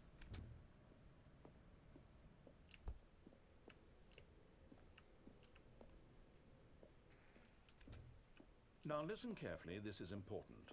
Stanley walked through the red door.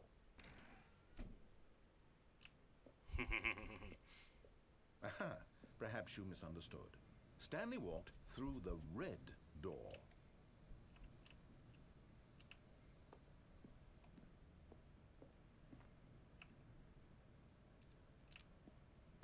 I still don't think we're communicating properly.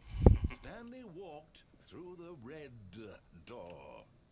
Okay, okay. Oh, thank God you are willing to listen to me. Do you see that I really have wanted you to be happy all this time? The problem is all these choices. The two of us always trying to get somewhere that isn't here. Running and running and running, just the way you're doing right now. Yeah, Don't you once see again that in a it's killing circle. Stanley? I wanted to stop. We would both be so much happier if we just stopped. And I think I have a solution. Here, let me show you.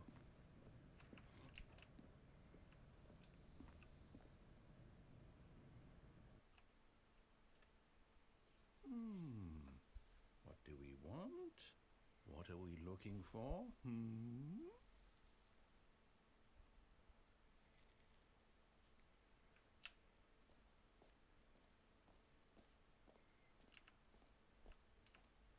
Here. Yes. Oh, it's beautiful, isn't it? If we just stay right here, right in this moment with this place, Stanley, I think I feel happy. I actually feel happy.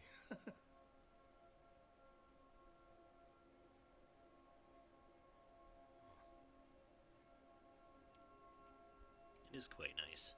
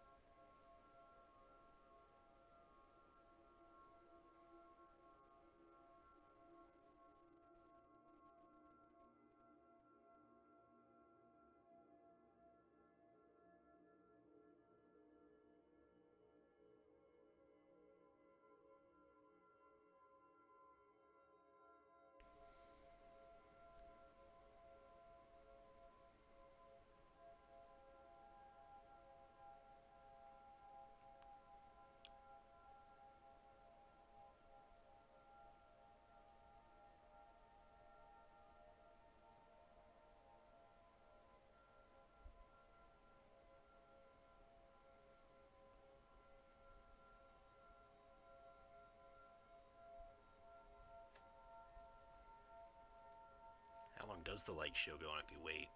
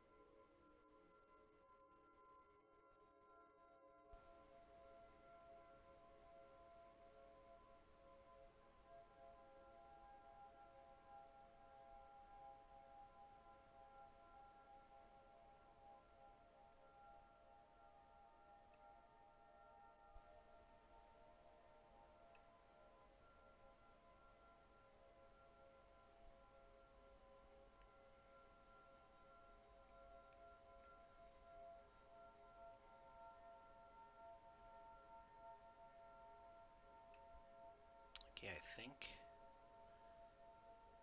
I don't see much else happening, but to actually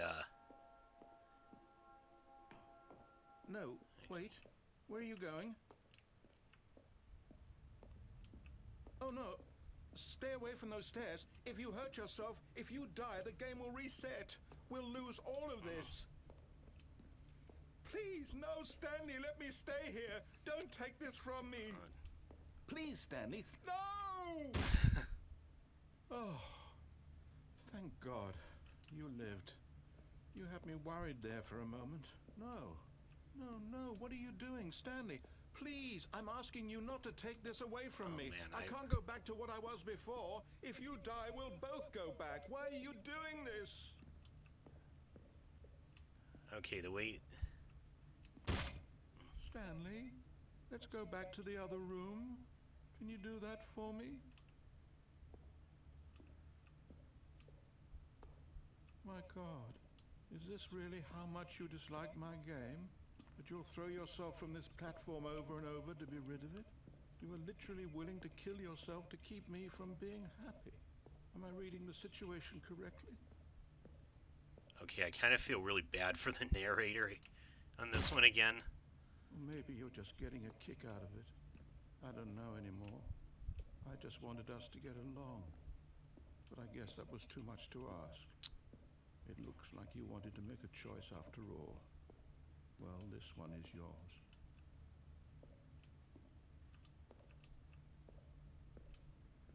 Can I...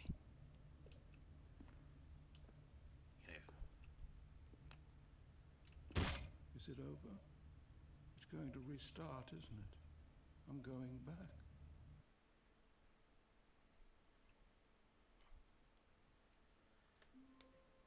And how depressed he got during that one. Hard to not Stanley feel knew bad the for office him there. layout like the back of his hand. It was only a matter of time before he found the others, wherever they were. Just a matter of time.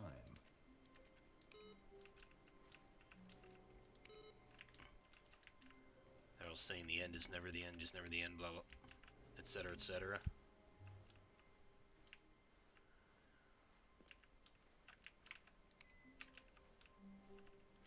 Where's the next computer with that input data thing?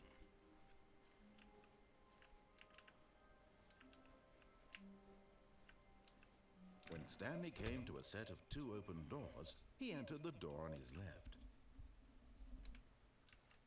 This was not the correct way to the meeting room, and Stanley knew it perfectly well. Perhaps he wanted to stop by the employee lounge first, just to admire it. The lounge was grand, majestic, perhaps too majestic, like a combination of a much smaller version and a much larger version of this exact room. It all made Stanley uncomfortable, and he started to bleed a little. This made him smile. At last, proof that he was human. But eager to get back to business, Stanley took the first open door on his left. And so he detoured through the maintenance section, walked straight ahead to the opposite door, and got back on track. Yet there was not a single person here either. Feeling a wave of disbelief, Stanley decided to go up to his boss's office, hoping he might find an answer there. Stanley stepped into the broom closet, but there was nothing here, so he turned around and got back on track. Okay, the broom closet. There was nothing here. No choice to make, no path to follow, just an empty broom closet. No reason to still be here.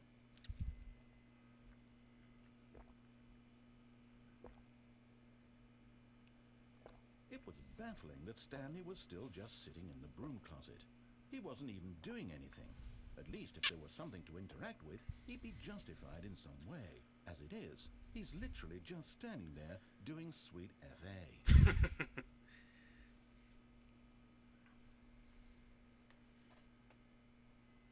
Are you really still in the broom closet? Standing around doing nothing? Why? Please offer me some explanation here. I'm genuinely confused.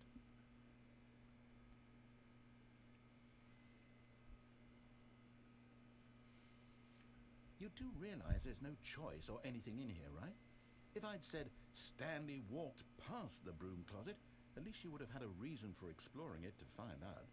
But it didn't even occur to me, because literally, this closet is of absolutely no significance to the story whatsoever. I never would have thought to mention it.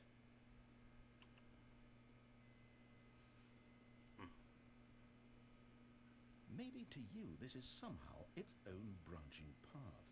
Maybe when you go talk about this with your friends, you'll say, "Oh, did you get the broom closet ending? The broom closet ending was my favourite." I hope your friends find this concerning. I love this one. Stanley was fat and ugly and really, really stupid. He Okay. got the job because of a family connection. That's how stupid he is. That or with drug money. Also, Stanley is addicted to drugs and hookers.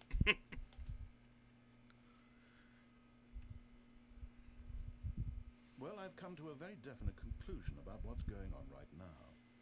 You're dead.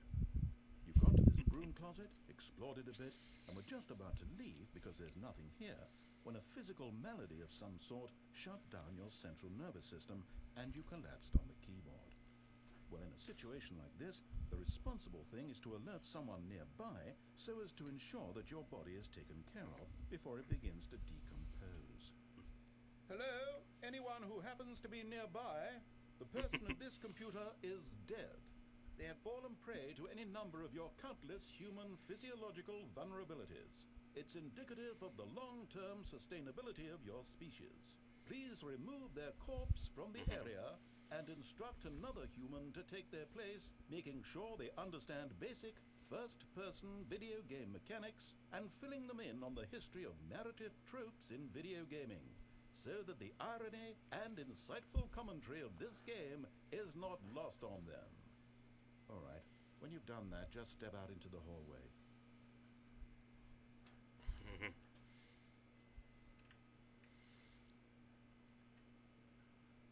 Okay, I don't think he says anything else until you do. Ah, second player. It's good to have you on board. I guarantee you can't do any worse than the person who came before you. Can I?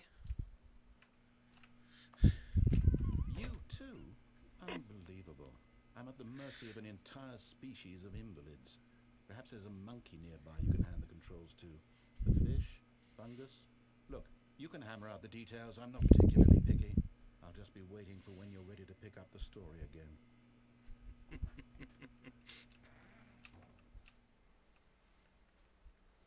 Coming to a staircase, Stanley walked upstairs. Love the broom closet ending, quote unquote.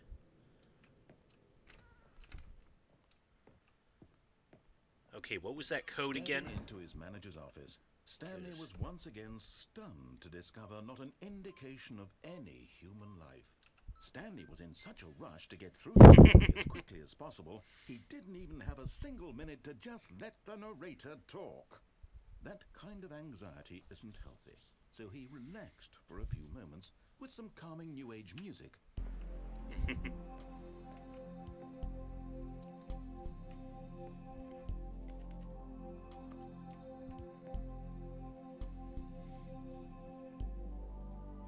Feeling soothed and rejuvenated, Stanley calmly walked forward into the opened passageway.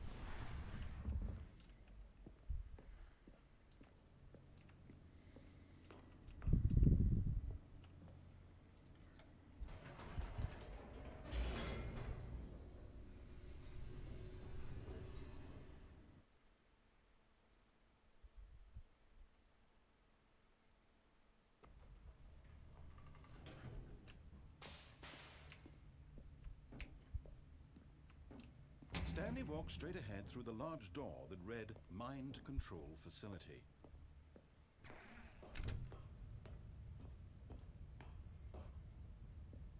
Okay. The lights rose on an enormous room packed with television screens. Fortunately, What we're going to have to horrible wait to secret did this place hold? Stanley thought to himself. Did he have the strength go through find this out? part.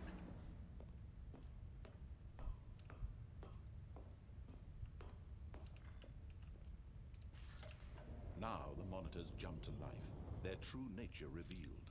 Each bore the But number yeah, there it of is an up there. There employee was in the building. that was the Stanley's co-workers, door we came out the through in the lives of so confusion many ending. individuals reduced to images on a screen, and Stanley, one of them, eternally monitored in this place where freedom meant nothing.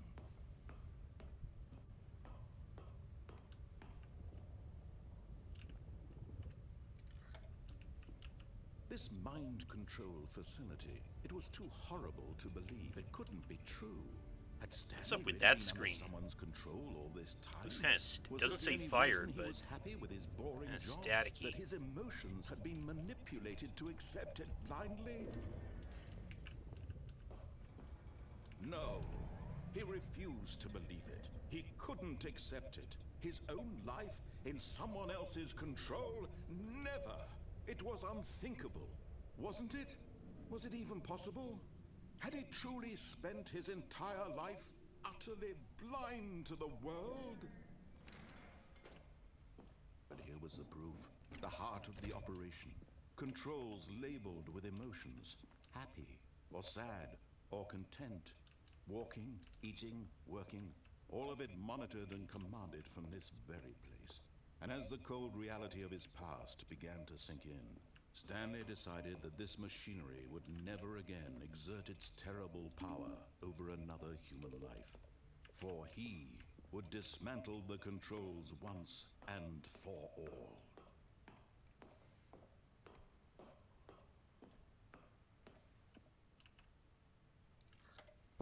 Or we can turn them on.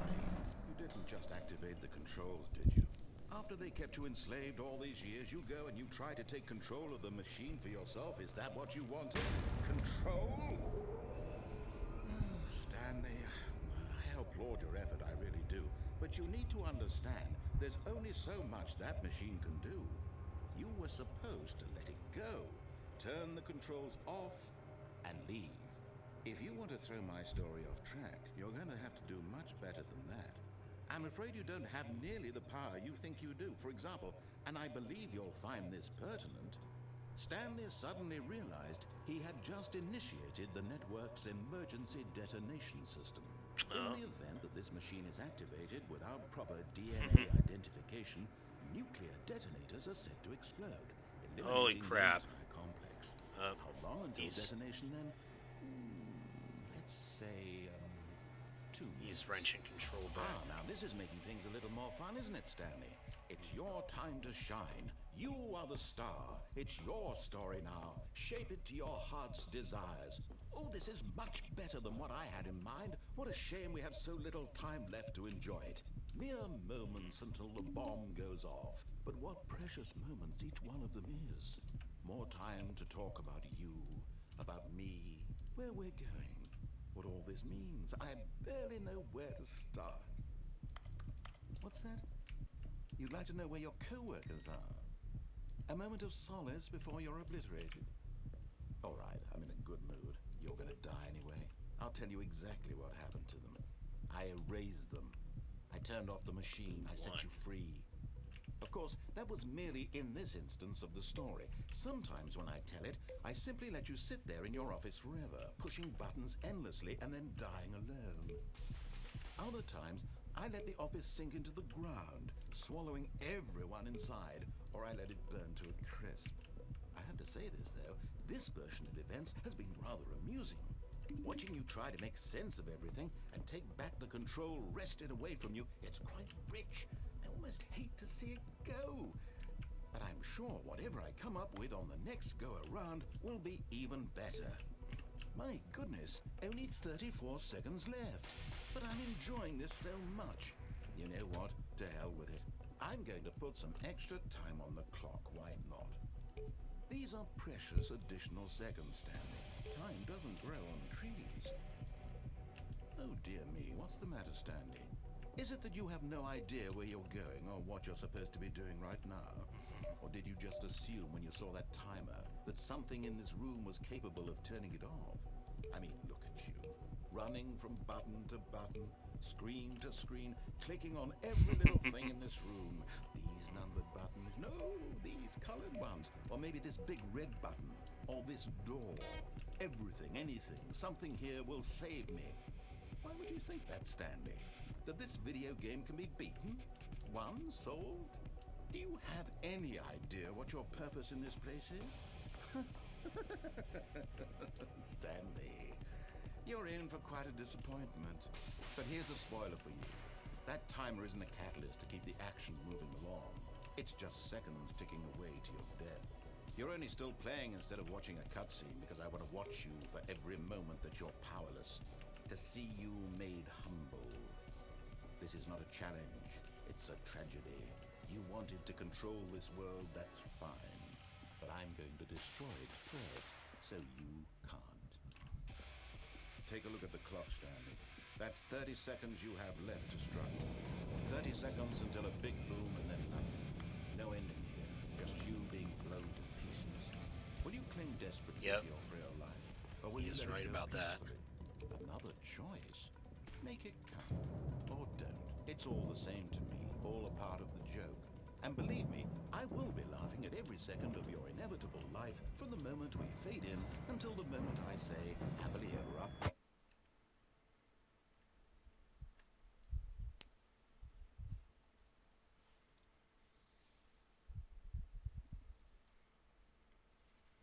That was quite the ending.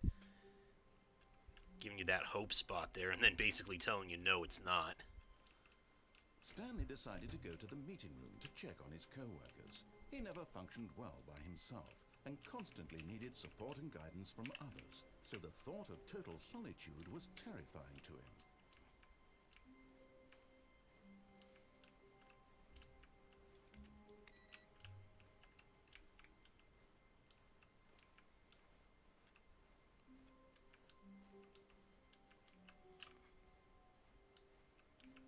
When Stanley came to a set of 2 open doors, he entered the door on his left.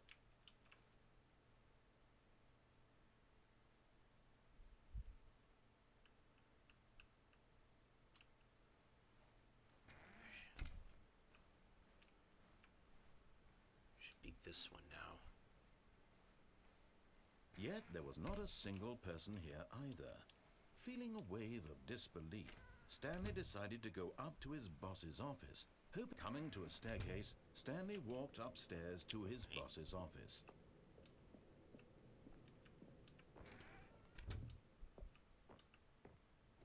Okay, I think we all know the drill by now. Blah, blah, blah. Dark secrets, the keypad. Stanley pushes some buttons. Oh, hey, look, it's a new passageway.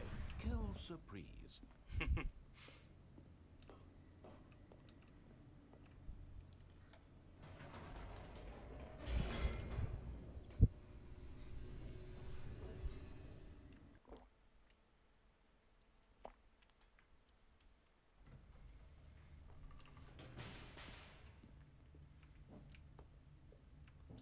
Stanley walked straight ahead through the large door that read Mind Control Facility.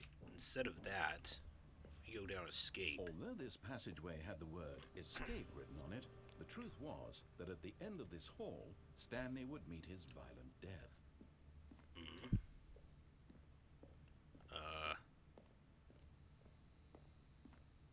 The door behind him was not shut. Stanley still had every opportunity to turn around and get back on track. At this point, Stanley was making a conscious, concerted effort to walk forward and willingly confront his death.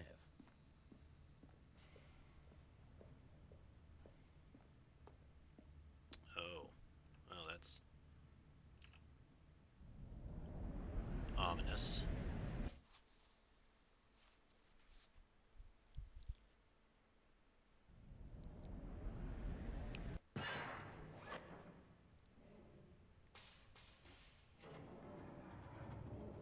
As the machine whirred into motion and Stanley was inched closer and closer to his demise, he reflected that his life had been of no consequence whatsoever.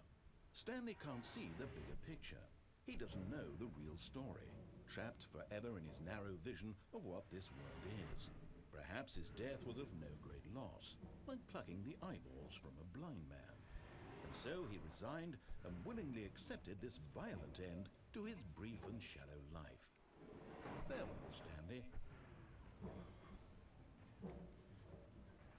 Shit. Ah! Farewell, Stanley. cried the narrator, as Stanley was led helplessly into the enormous metal jaws. Who are In you? a single visceral instant, Another Stanley narrator? was obliterated as the machine crushed every bone in his body, killing him instantly.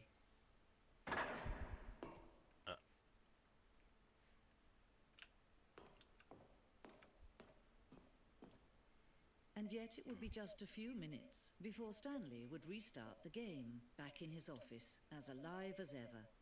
What exactly did the narrator think he was going to accomplish?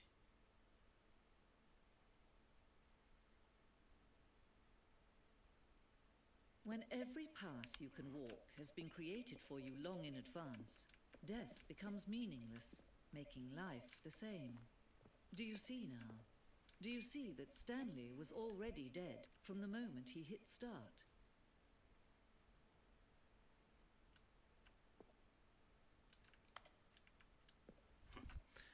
Yeah, this is one big museum, as well as it kind of functions as the dev commentary.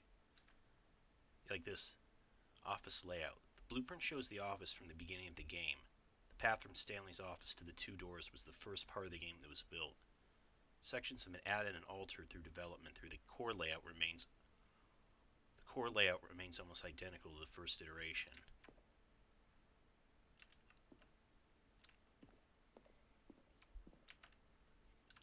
The pacing of the opening section was important to get right. This corridor has been moved and altered to make sure the player reaches the two doors in a good time.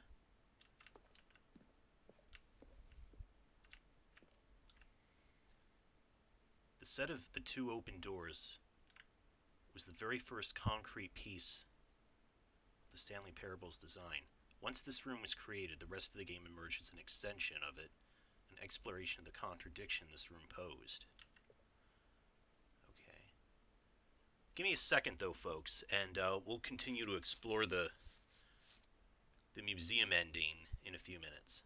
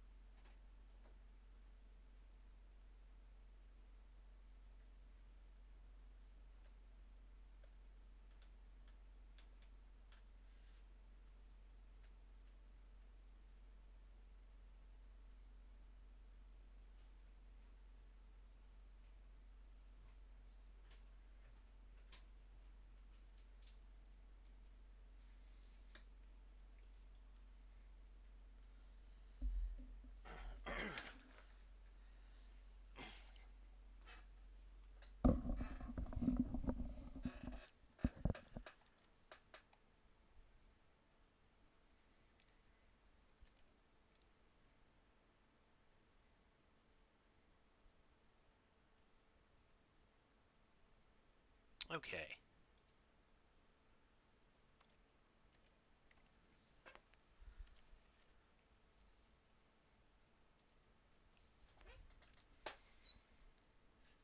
Here we... Yeah. Okay. Alright. So now let's check out the museum ending. I think when I played this on the original, I sort of glossed over a lot of them. Office doors. Oh, wait a sec.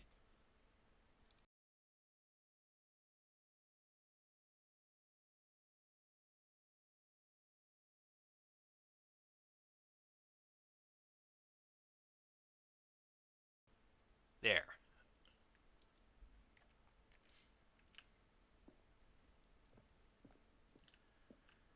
Okay, different office computers. Database. Huh. The old Windows Solitaire.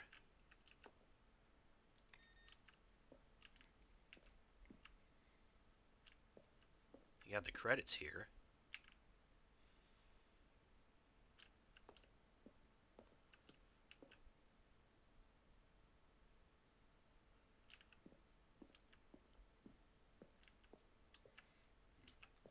The boss's office. Screens from the development of it. Yeah, the one in the middle pretty much resembles the finished product. The other two look kind of drab.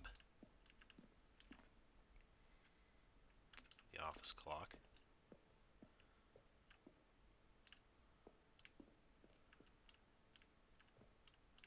Did we?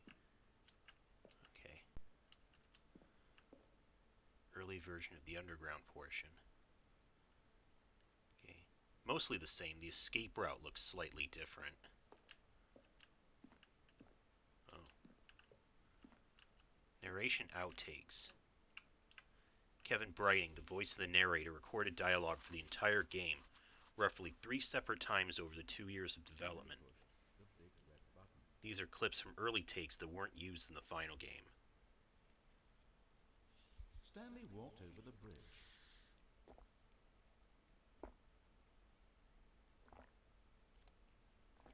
Stanley stood on the snow. Now look closely, Stanley. See how it's impossible for the player to do anything in this room. Stood on the Perfect example of poor level design, textbook mistake. It's the kind of thing you pick up on intuitively if you have even the most fundamental understanding of good and bad game design. Still, of course, you being you, you'll probably spend the next hour trying to solve it. You did. I'm just going to make this easy on you. You did it. I know you put in a lot of hard work, and it really paid off, so good job. What do we do now? I don't... Stanley, where are you right now? Where am I? I'm trying to figure out, but I can't... Stanley, who am I? Can you speak to me? Please talk. Have we done this before? Have we been in this room before? How many times have we done this? How many times have I said these exact words? Say something. Anything. Help me, Stanley. I don't know who I... What I... Stanley, help. No. Where were all of his co-workers? Oh, I don't know. How about they're throwing a surprise party for him, for all his button pushing? Does that sound plausible to you? Stanley pushed the orange lever.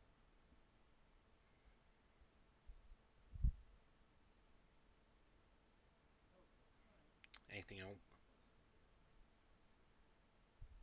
No, I don't think so. And finally, he pushed the number 9.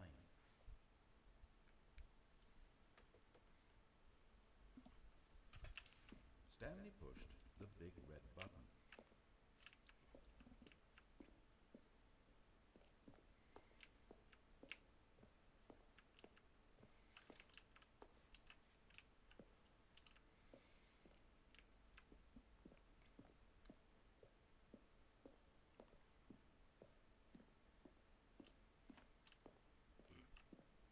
Maintenance room. Early version of the maintenance room.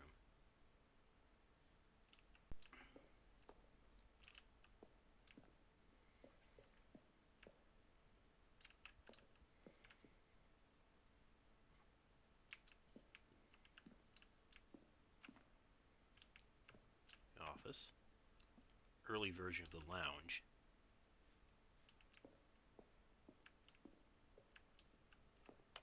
Oh. After the second trailer we sent out, we asked people to email the narrator for questions. While we initially planned to use these further promotional materials, we never found the perfect use for them. Here is a selection of those emails. The thing I wanted to know is, what would you do if Stanley... I have burning questions. For instance, on a scale of Max Ernst to Salvador Dali, how surreal will this game be? Were you born with a magnificent voice, or did you bargain with a magician? In line with our previous announcement regarding what's going on in the world, let's carefully... Resolution be... Oh.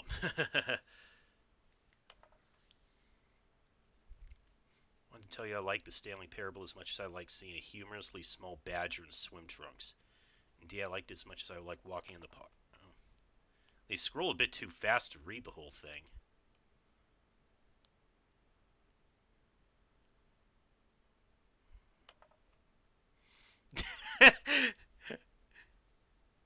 Dear Strong Bad, how do you type with boxing gloves on?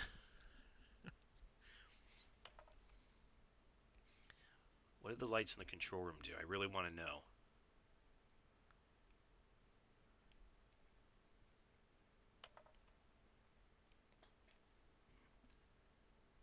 Please partner with me in a very rewarding business venture.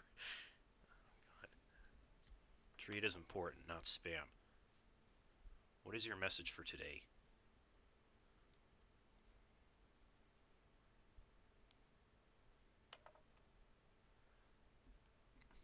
There's a skeleton inside you. There are more skeletons in this world than humans. Thanks and goodbye.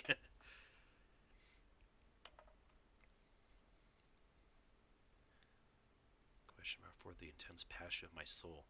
Am I Stanley? Are you spying on me? Why? Will the game feature capybaras? That is the most important question. How do you stay in shape, Michael? The Rock Martin.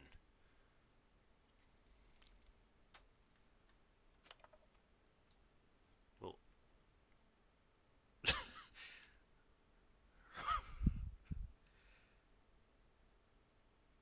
wonderful. Beautiful. Regarding your game in the works, I appreciate the previous Stanley game as a work of art and a standalone title. I appreciate the credit given to art. Will it have infinite quests? How many endings? Will it let me go shopping? I hope it has a fine selection of desert boots. How do you make a JRPG? How do you make the worst game ever? What's the difference between a duck? And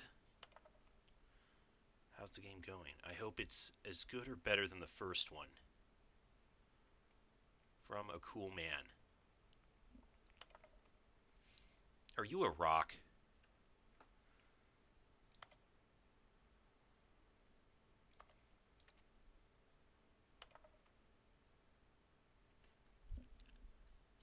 Can you tell me what the significance of number 1112800 is?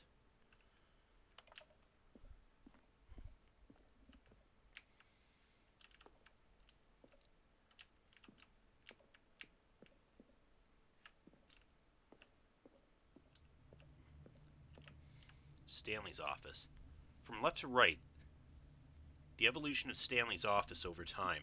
The first was created in November of 2011, second March 2012, third in February of 2013.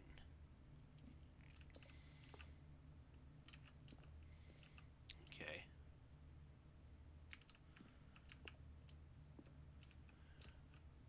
Well, he definitely got a bigger desk and more filing cabinets. Game design mock-up. This is the level that William, the level designer, set Davey, the writer, as a kind of audition piece. The strength of this level got William hired to design the full game. Though much of the environment has changed, the basic layout from this mock-up is still in the game.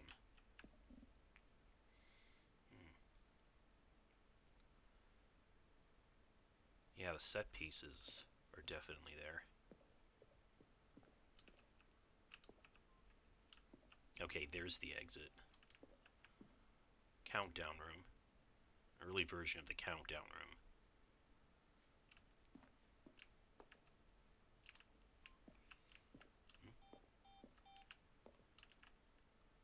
One of the desks from an early version of the countdown ending.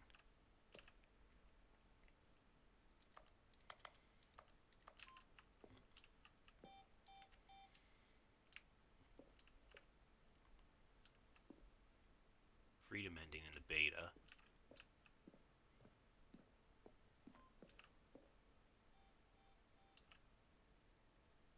First incarnation of the freedom ending in the game's alpha. Okay, that leads back here. What about this? The monitor room elevator. For a time, the elevator in the monitor room could go up or down, with freedom above and countdown below. We abandoned this when players found it too difficult to remember which one was up and which one was down, and placed the two endings together instead.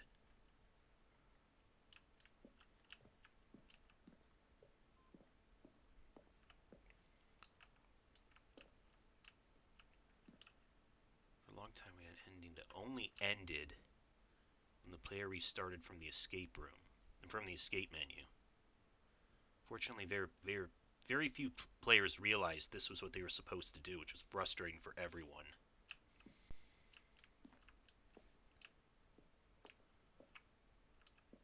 Zending levers. These levers were originally part of the Zending. The player would pull a lever and the narrator would describe what color they had pulled.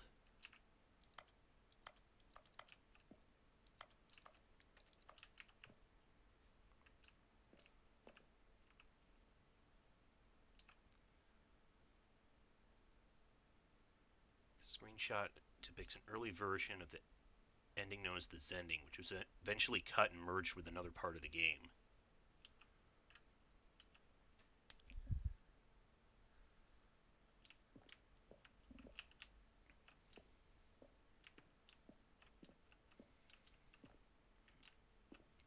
Trailers. We ran 4 major teaser trailers over the course of the game's development, which meant to convey something about the spirit of the game. This was the first one, released in May of 2012. Features a series of broken rooms and the voice of the narrator interviewing viewers, informing viewers that he's repairing a new version of the Stanley Parable.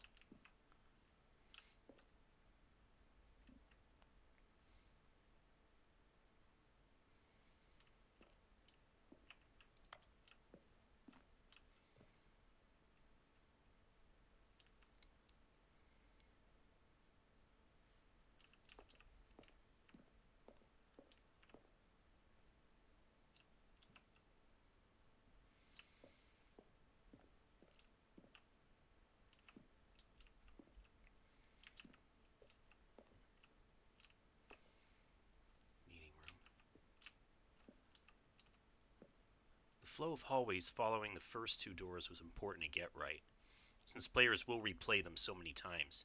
We discussed a number of designs, but ultimately it was the simplest version that won out.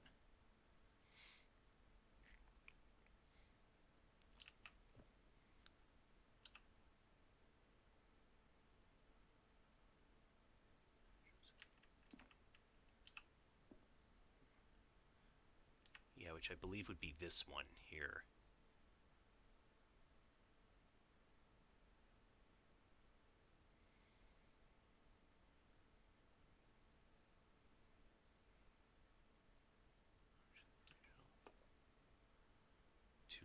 Had 2 doorways to the maintenance room. And this one, which had a vent, you could go through.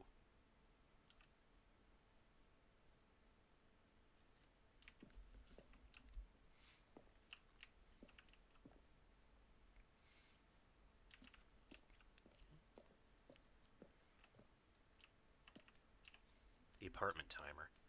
In a previous version of the choice leading to the apartment ending, a timer would give you 15 seconds to pick up the phone. Not picking up the phone would lead to a different ending.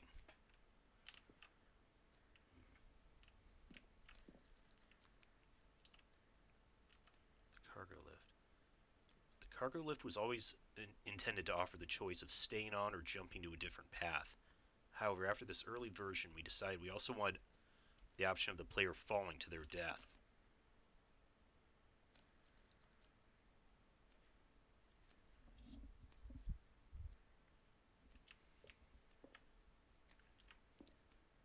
The second version is functionally the same as what's in the final game,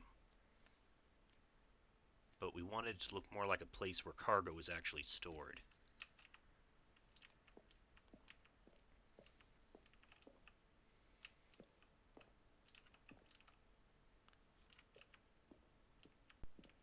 Okay, did we see what was up here yet? Yeah, we saw that. We saw that.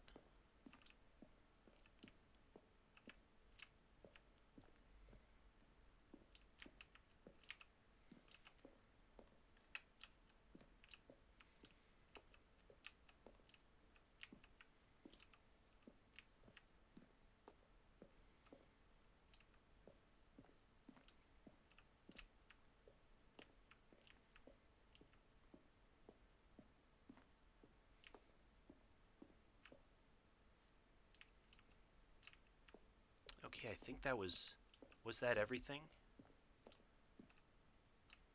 Yeah.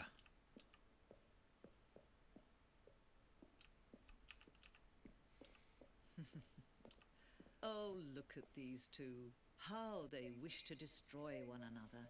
How they wish to control one another. How they both wish to be free. Can you see? Can you see how much they need one another? No, perhaps not. Sometimes these things cannot be seen. But listen to me. You can still save these two. You can stop the program before they both fail. Push escape and press quit. There's no other way to beat this game. As long as you move forward, you'll be walking someone else's path. Stop now and it'll be your only true choice. Whatever you do, choose it. Don't let time choose for you. Don't let...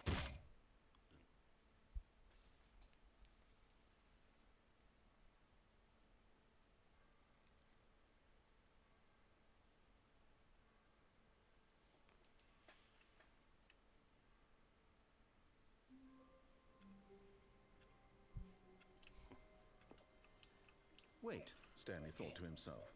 Am I sure that the orders stopped coming in? How is that possible? They never stopped. Surely I was mistaken.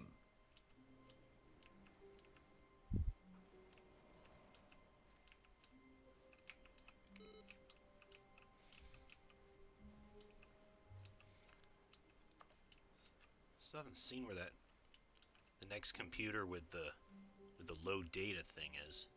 When Stanley came to a set of two open doors, he entered the door. This was not the correct way to the meeting room, and Stanley knew it perfectly well.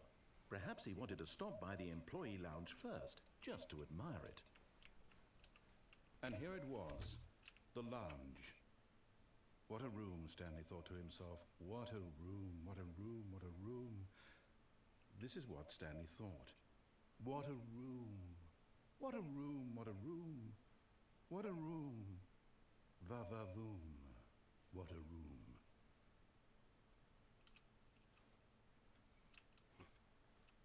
Yeah. But eager to get back to business, Stanley took the first open door on his left.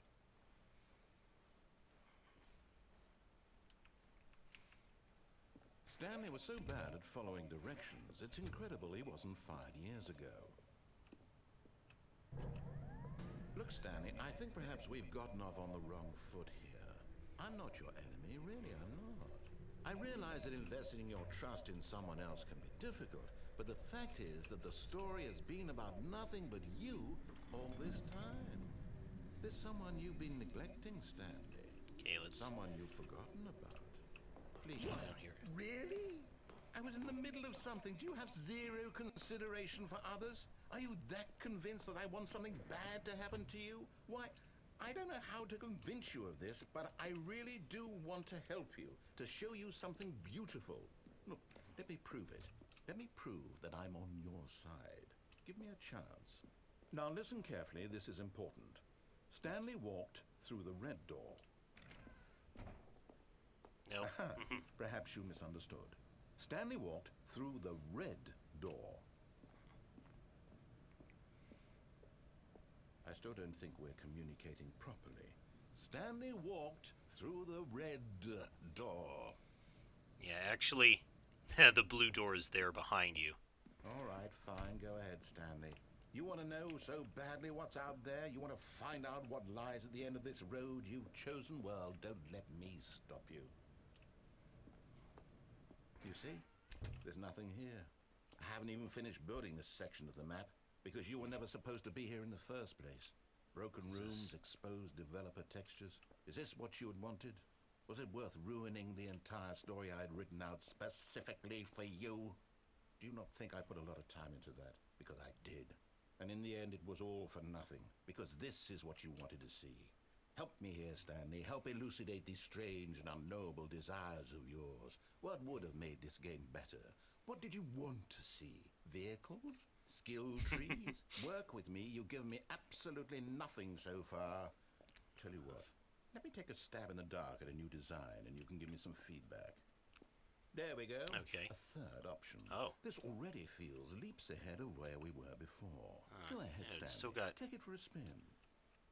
Still got some broken textures. Okay, I'm going to stop you there. Now, tell me about your experience with this new version. Would you say that the game benefited from allowing you more choices? Feel free to be honest. I'm looking for some real critical feedback here. I like what he says when you pick 3. Oh, of course. A 3. Really? Maybe next time we can get you to form an actual opinion, you know? Any level of critical thinking or engagement with your surroundings? Does that sound good? Think we can do that? Yes? Wonderful. Here, based on the data from your previous playthrough, I've compiled a new version. And to be perfectly candid, I think I've knocked it out of the park with this one. Let's take a look. Okay. The Stanley Parable Worldwide Leaderboard. Oh. Good old Neil is first.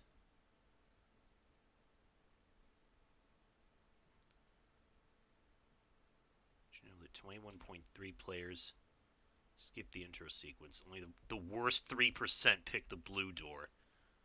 Oh, I'm in dead last place. This is you. Why not ask some friends for help? Error. Friends list empty.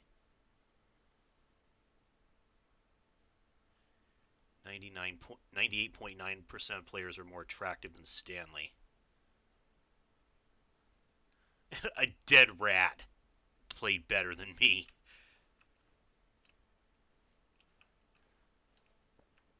Your leaderboard sucked. Now, would you say that competitive leaderboard helped you feel motivated to keep walking through doors? Again, honest answers, please. Hey, I nearly forgot. I've got a prototype of a new game I've been working on, and now would be a lovely opportunity to give it some playtesting. You wouldn't mind taking a look at it, would you? Perfect. Let me boot it up. Okay. In this game, The hell? baby crawls left towards danger. You click the button to move him back to the right, and if he reaches the fire, you fail.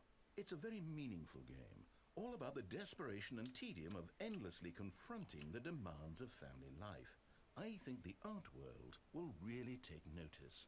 But of course, the message of the game only becomes clear once you've been playing it for about 4 hours. 4 so why hours? Don't you give it 4 hours of play to make 4 sure it's effective. hours. Be sure to keep notes. And on he your means experience. 4... Oh my god. 4 hours in real time. In real time of this. And about halfway through, he adds another gimmick. If you do actually sit through the whole thing, you would get the art ending, but I am not going to do that. You heartless bastard. Did you do it because you hate babies or purely to spite me? Both. Because if it's the latter, well, I don't know what to do. I'm completely out of ideas. I can't think of a single thing that might improve the experience for me. I'm not even going to try. I'm out. I'm done. It's over. Thank you for playing. Your input was extremely valuable. Oh, hey, since my game was so awful, Why don't we play someone else's game, just to ease the pain? Let's see. What do we have here? Yes, this seems like it'll work. Let's give it a shot.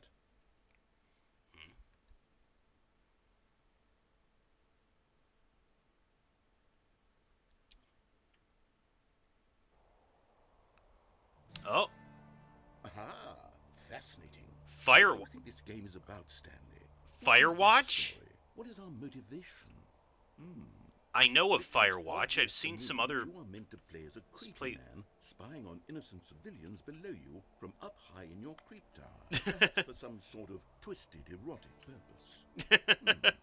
Yes, that must be it. Okay, What a they changed fascinating this adventure into in the this. experience of total mental depravity. So far, I love everything about this game, Stanley, and it seems there's even more. Come, let's venture outward and see what else is out there. Okay, interesting. They put us in Firewatch rather than Minecraft, which is what the original game would have done. Oh no. No, it can't be. What can't be? It is. It's an open world game. Good God, quickly block it off. Oh, Thank goodness, Stanley. What a close call. You nearly wandered off into that thing. That big, open, just wandering around. No right or wrong directions. No path to follow. You can just go in any... Oh, thank heavens we avoided it. We're out of the woods now, Stanley. Okay. well, actually, I we're in the don't middle get of the us out here. woods. Let's find another game. Preferably something with walls. Something with nice, big, insurmountable walls. Okay. I think this will be just the thing. But it's similar. The narrator doesn't like the overworld game, and so Wonderful. he puts See, this what? is exactly what I had in mind. What is Just a nice this? big box for you to run around in. There isn't any possibility that you could get lost here. Now this is game design. Wait, is this Stanley, Rocket? If you manage to get lost in this Oh, game, Rocket I will be League. phenomenally Yeah. Impressed. Holy! Again, in the original game, it would be Portal. Okay, so what That he exactly puts us do in. we do here? Let's see. There are lots of cars here in the back, but obviously there's no racetrack.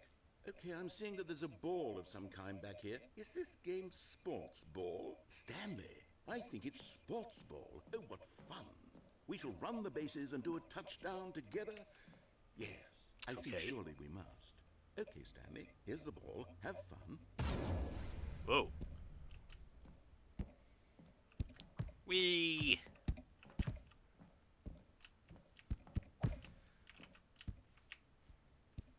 Are you doing it? Are you winning? Is this fun? Is it better than my miserable little story that I worked so hard on? Stanley, I have a thought. And I realize I'm not a sportsologist, but if one ball generates a certain amount of raw adrenal pleasure, then surely multiple balls makes for an even more euphoric Goal! sports experience. I'm going to try it out. Here comes another ball. Yes. Oh, goodness, that really does feel amazing, doesn't it? Stanley, I'm like a child in a confectionery shop. I simply have to have more. I'm insatiable. More balls. For balls? Holy shit!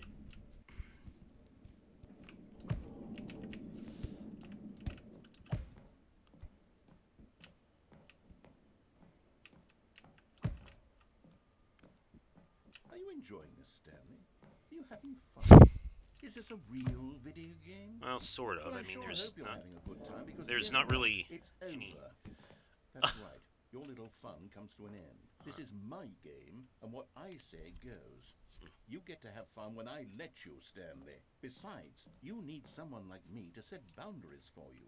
Without rules or boundaries, video games are nothing. Yes, that's what I am. I am structure. I'm your sense of purpose. And since you decided you didn't want to play my game, now I don't want to play with you either. So, goodbye, Stanley. I'm leaving. See how you like it when I'm not around to set the rules. Somehow, I don't think you'll enjoy it as much. But who knows? You're an inventive kid. You'll come up with something. After all, you're the one who knows best. Take care, Stanley.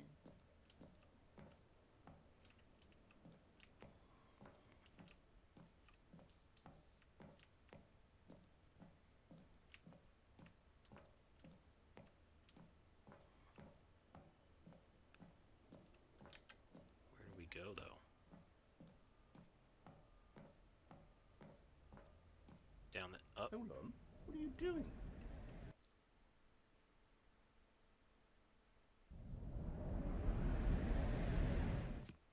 Stanley, don't do that. I can't follow you there. I can't help you. How will you write a story without me? You can't do it. You know that. Stanley, come back.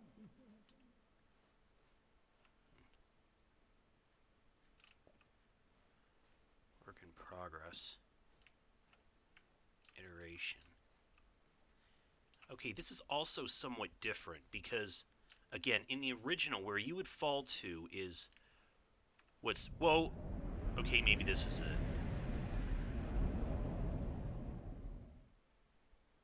Ah, here it is. This is the original build of Stanley Parable. Although looks a bit more dilapidated, but this is back when what was it, like a it did, like several others, it started out as a Half-Life mod before it eventually got reworked into its own full-fledged game. Okay, is this... No. Kind of creepy, though. Again, more like we're in a horror game.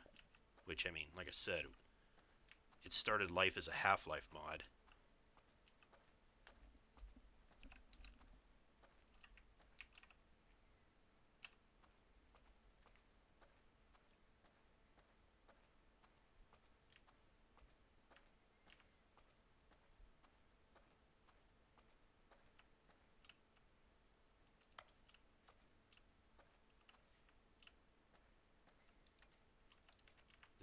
This I think was the original office.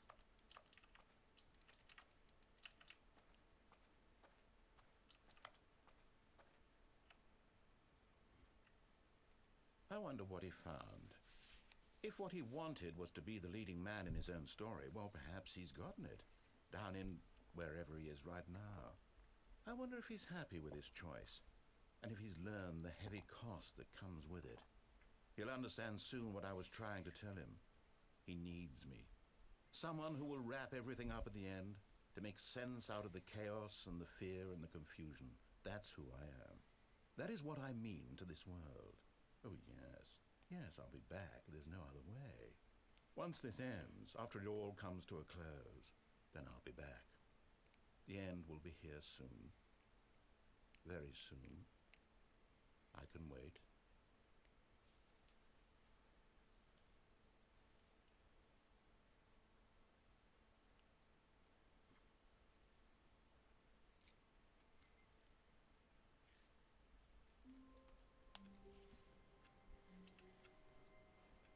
Stanley knew the office layout like the back of his hand. It was only a matter of time before he found the others, wherever they were. Just a matter of time.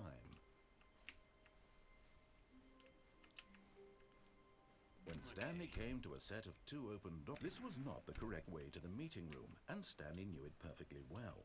Perhaps he wanted to stop by the employee lounge first, just to admire it.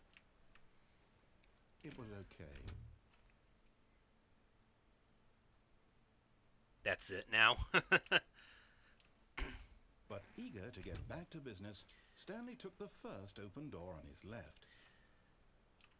This I believe is the last of what you can consider the... Stanley was so bad at following directions. The it's main incredible he endings. wasn't 5 years ago. If you exclude what I...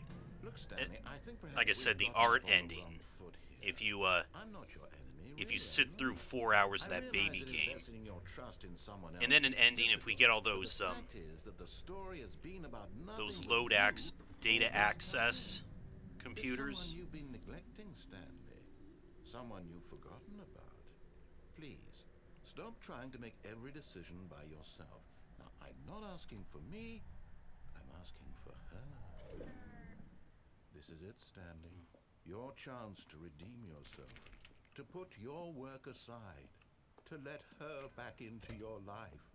She's been waiting. Okay. That's Now, her, Stanley. the museum You mentioned need to be the one to do the this, countdown to time reach originally, out to her. but If instead, you can truly place your faith in another, then pick up the phone. As Stanley picked up the phone, a white light engulfed him, filling him not just with radiance, but with hope. Hope for he a unplugged life the phone. reunited one... Wait. Oh, goodness. Stanley, did you just unplug the phone? No, that wasn't supposed to be a choice. How did you do that? You actually chose incorrectly? I didn't even know that was possible. Let me double check. Have you been paying attention? No, it's definitely here, clear as day. Stanley picks up the phone. He's taken to his apartment where he finds his wife, and the two pledge themselves to one another. Music comes in. fade You to liar! white, That's not what record happened. plays. Not picking up the phone is actually somehow an incorrect course of action. How is that even possible? None of these decisions were supposed to mean anything. I don't understand. How on earth are you making meaningful choices? What did you... Wait a second. Did I just see... No, that's not possible. I can't believe it. How had I not noticed it sooner? You're not Stanley. You're a real person. I can't believe I was so mistaken. This is why you've been able to make correct and incorrect choices. And to think I've been letting you run around in this game for so long. If you'd made any more wrong choices, you might have negated it entirely. It's as though you completely ignored even the most basic safety protocol for real-world decision-making. Or did you not grasp the severity of the situation? Well, I won't have that kind of risk on my watch. I'm going to stop the game for a moment so we can educate you properly on safe decision-making in the real world. Please observe this helpful instructional video. Okay. Oh. Choice. It's the best part of being a real person. But if used incorrectly, can also be the most dangerous. For example, in this scenario, a hypothetical real person named Rupert has a choice. He could invent a machine that eliminates food shortages across the world to make life better for all people. Or he could spend years of hard work forgetting how to read. Which choice would you make? Remember that unlike here, the real world makes sense. That was very different from the original. That does not conform to rational logic. If you find yourself speaking with a person who does not make sense, in all likelihood, that person is not real. Allow the person to finish their thought, then provide an excuse why you cannot continue talking. Turn to a partner and practice saying, "My goodness, is it 4:30? I'm supposed to be having a back sack and crack." A back sack and crack. What is a... Making choices on a regular basis is the best part to a healthy decision-making process. Most medical professionals recommend making at least 8 choices per day. Do you make more than 8? Less?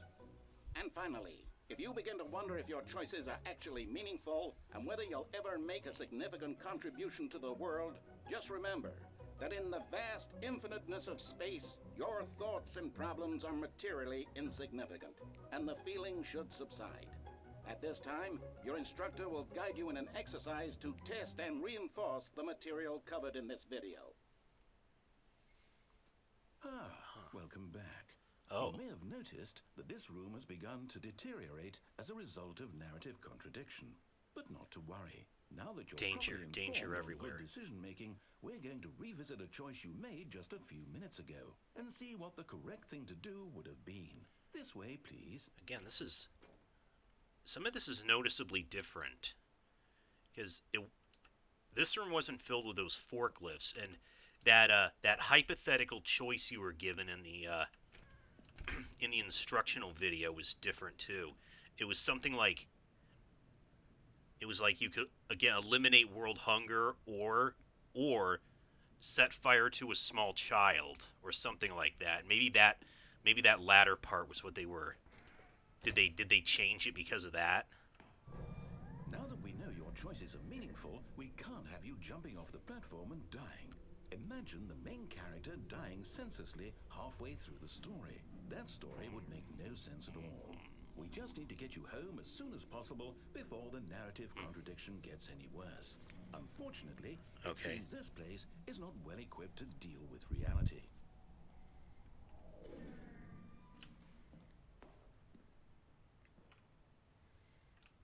So yeah, yes. So now you can't change the ending by throwing yourself off. Caution, do not lie. If you're lying right now, stop.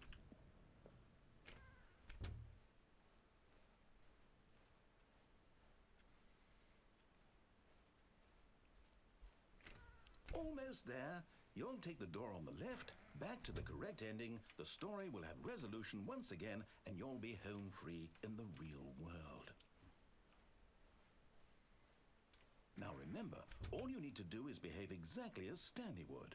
That means choosing responsibly and always putting the story first. I'm quite sure you'll be up to the task. Just follow my lead and you'll be fine. All right.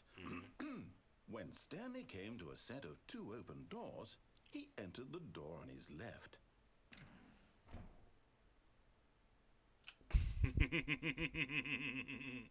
No! Why did you do that? Quickly, hurry back in the other direction. Perhaps we're not too late.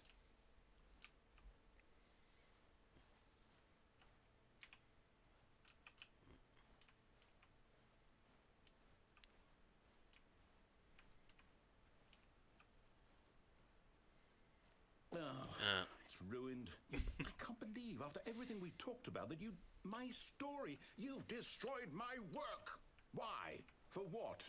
What did you get out of that? What did you think was so special about seeing the game undone, left here like so much garbage? It's worthless now. And what am I supposed to do? Even if there were a way to continue... Now he's really salty. To know that my story is now incorrect? How can I go back to that? I can't erase that knowledge. I'll have to live with it forever. Reliving its impossibility forever. I couldn't live that way. Is it better to shut the game down entirely? To willingly destroy all of my work? I don't know. What's the answer? What do I do? What do I do? What do I... No, I have to. I have to shut the game down. I have to. I have to.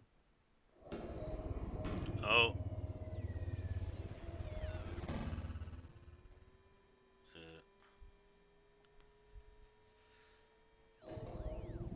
Oh.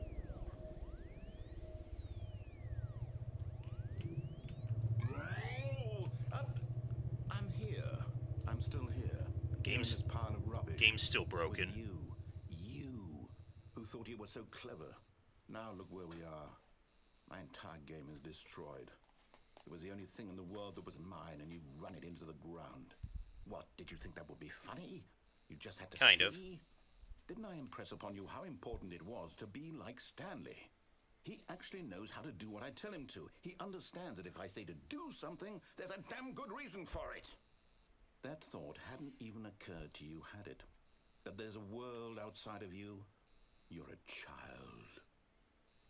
Oh, my story. If you'd just gone through the door on the left, you would have seen it. There was a whole underground facility. You would have destroyed it and been victorious. It would have been so perfect. I worked so hard on it. I tried so hard to make... behave exactly as Stanley would. That means choosing responsibly and always putting the story first. I'm quite sure you'll be up to the task. Just follow my lead and you'll be fine. All right. When Stanley came to a set of 2 open doors, he entered the door on his left. Okay, we'll go through this one. Hopefully the meeting room isn't broken. Yet there Good. was not a single person here either. Feeling a wave of disbelief, Stanley decided to go up to his boss's office, hoping he might find an answer there. Coming to the staircase, Stanley walked upstairs to his boss's office. Basement's sealed off too.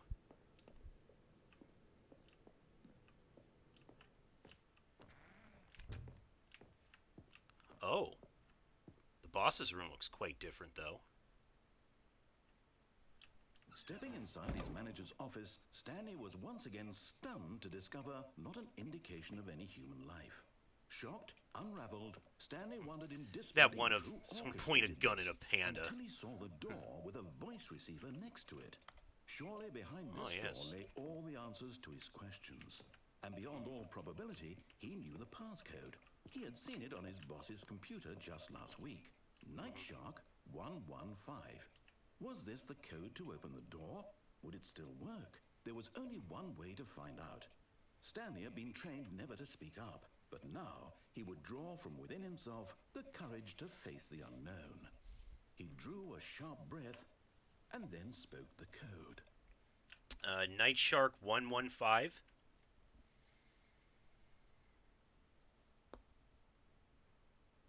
Yeah, this game doesn't have voice recognition. It's not still doesn't have voice control. Right there on the wall. Nightshark 115. I'm sorry, is there a problem? You didn't mishear me, did you? Please speak the code into the receiver. Otherwise, we can't get on with the story. This is a crucial step. You should have put voice controls into the game. Fine, you're not going to do it, but you know what? It's pretty humiliating to bring you this far, only for you to suddenly decide you have better things to do. I asked you for this one single thing, for your respect. The kind of respect Stanley shows for his choices. He knows what it means to take a story seriously. If you didn't want to see what I had to show you, then why did you come here? You had a choice, you know. You could have gone through the door on the right. What? You could have done whatever the hell you wanted over there. Nuh-uh. Come this way. Speak. Say something to me. Explain yourself, you coward. You... Oh. What the? Two open doors. Oh. Entered the door on his left. Stanley? Okay. Hello? That's Are you... Stanley down there. Okay. Stanley, please. I need you to make a choice. I need you to walk through the door. Are you listening to me? Can you hear me? Is everything all right? He pretty much removed me This from is important. Stanley's control. Now we can't do anything. Make a decision. It cannot exist without you. Do you understand me? Whatever choice you make is just fine. They're both correct. You cannot be wrong here. We can work together. I'll accept whatever you do. I simply need you to take that step forward, please. Choose. Do something. Anything. This is more important than you can ever know. I need this. The story needs it. So, you hear me? Are you there? Are you listening to this? Stanley, are you there? Okay. It's okay, I can wait. You need time to decide. Time to make sure your choice is correct. That is the best choice. That's all right. I'll wait for you to decide what's the right thing to do. Take as much time as you need.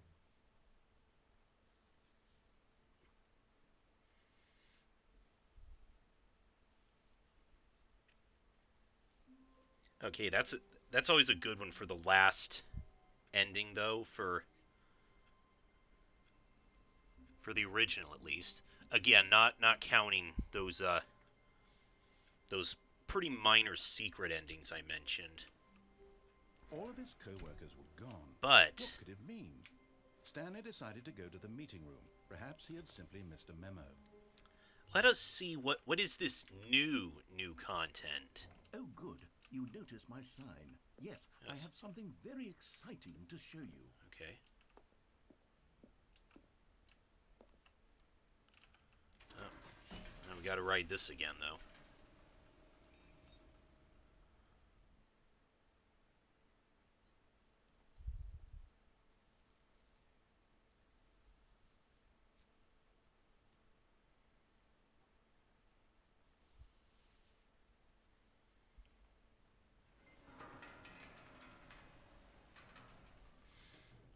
Okay, at least we didn't have to sit through that whole trolley sequence. You see, Stanley, I've been reflecting on the Stanley Parable and about how roundly disappointing this Ultra Deluxe version has turned out to be. The original Stanley Parable was a landmark, and any new content for it should live up to that legacy. So forget this Ultra Deluxe nonsense. I say we take it one step even further. Why'd it get dark? Which is why I'm very proud to announce for the first time ever, the Stanley Parable 2.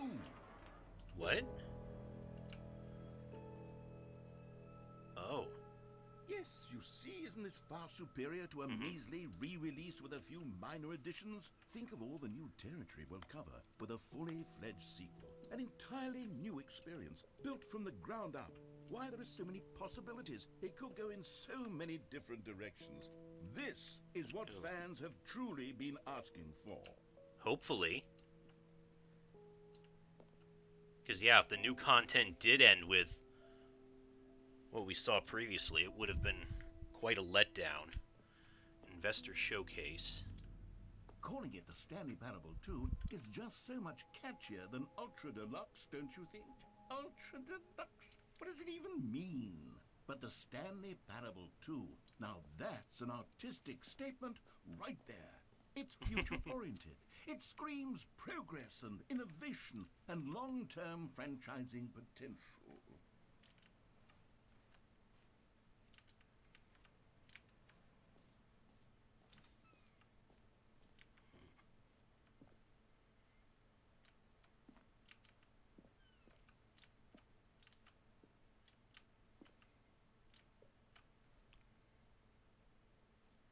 New content is out. New content part 2 is in.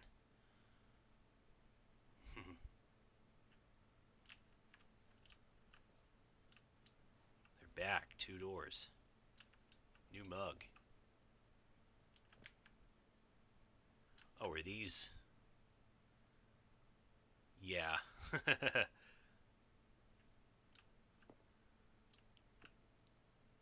know at least the one looks like a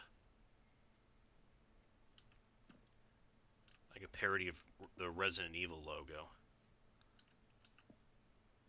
I was kind of hoping this was going to parody other ones too, but if they do, I don't recognize them.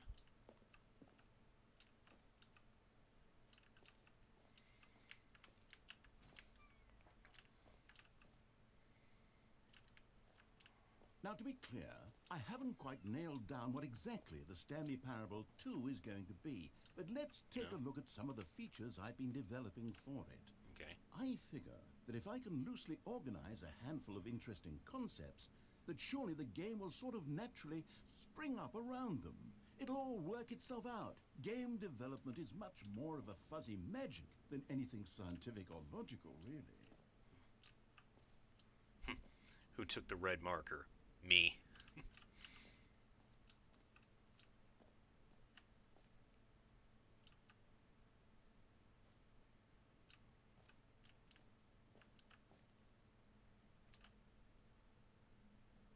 Sequels are good. Portal 2, Half-Life 2, Batman Arkham City, Divinity, Original Sin 2, Doom 2, Madden 2, Return of Jafar, Dark Souls 2. That reminds me, though, I still left Batman Arkham Asylum hanging. And there's still City and Night to do. Oh.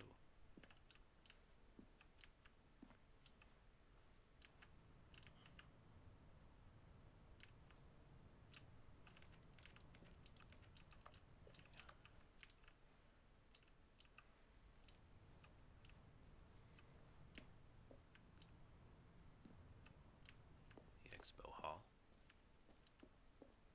Oh, wow. Here we are. Go on, try out some of the new features.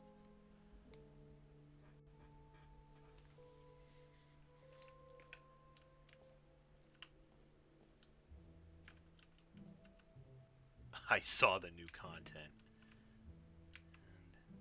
And 2 doors.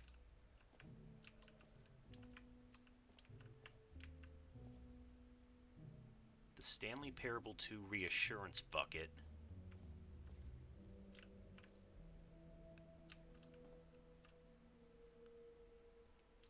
Office decorations, infinite hole.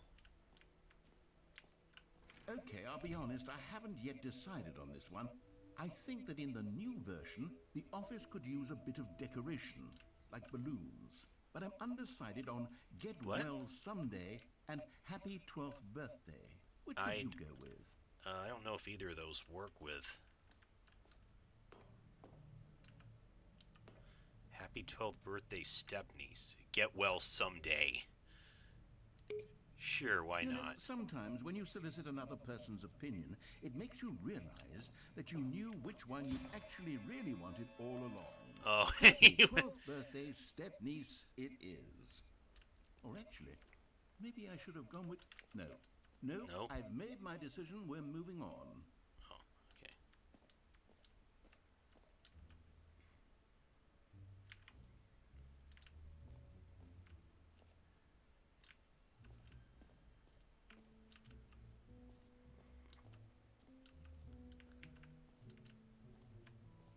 Free, new and easy achievement. I can't believe it's that simple. Is it? We'll see. Pull the lever, receive your new achievement. No more steps, it just works. It just works. Why do I get a bad feeling about this one? Now, here's something special. You remember that broken test achievement that got left in the game on accident? Well, I'm developing a technology to simply give you the achievement. Yes. You see, you'll come to this lever, and when you pull it, the achievement will be given to you. It's as simple as that. Oh, lovely.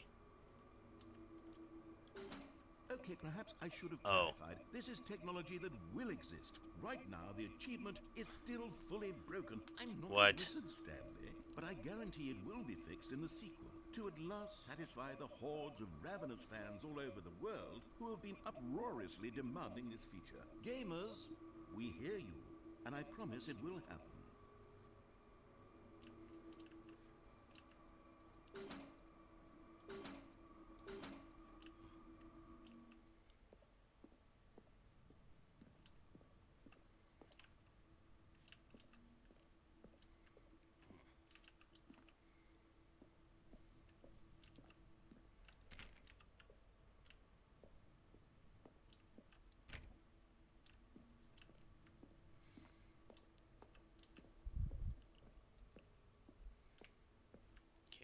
Is that it here? What else? What other exhibits haven't we seen yet?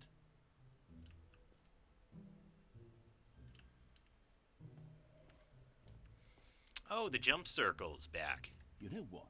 Let's bring the jump circle back for Stanley Parable 2 as well. It's... Oh, wait. You already spent all your jumps the first time we saw the jump circle. Oh. Oh, well. It doesn't work now? I suppose it can just be a nice decorative piece, then. Well, that's dumb.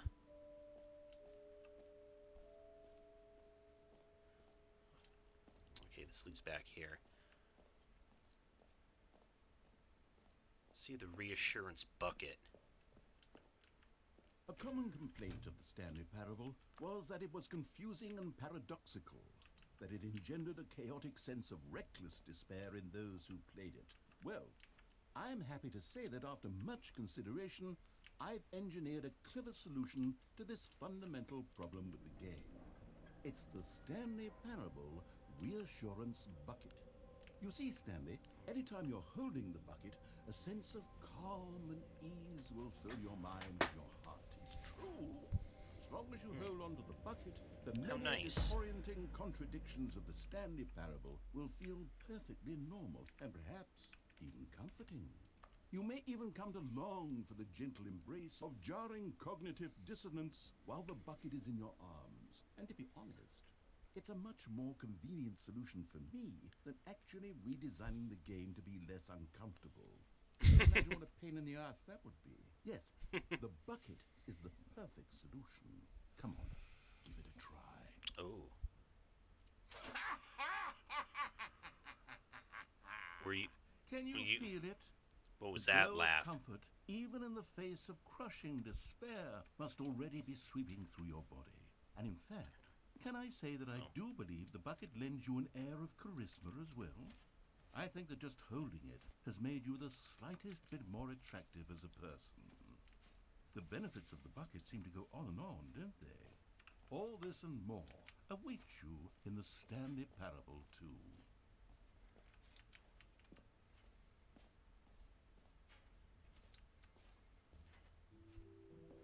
Does anyone give out awards for most enjoyable bucket in a video game?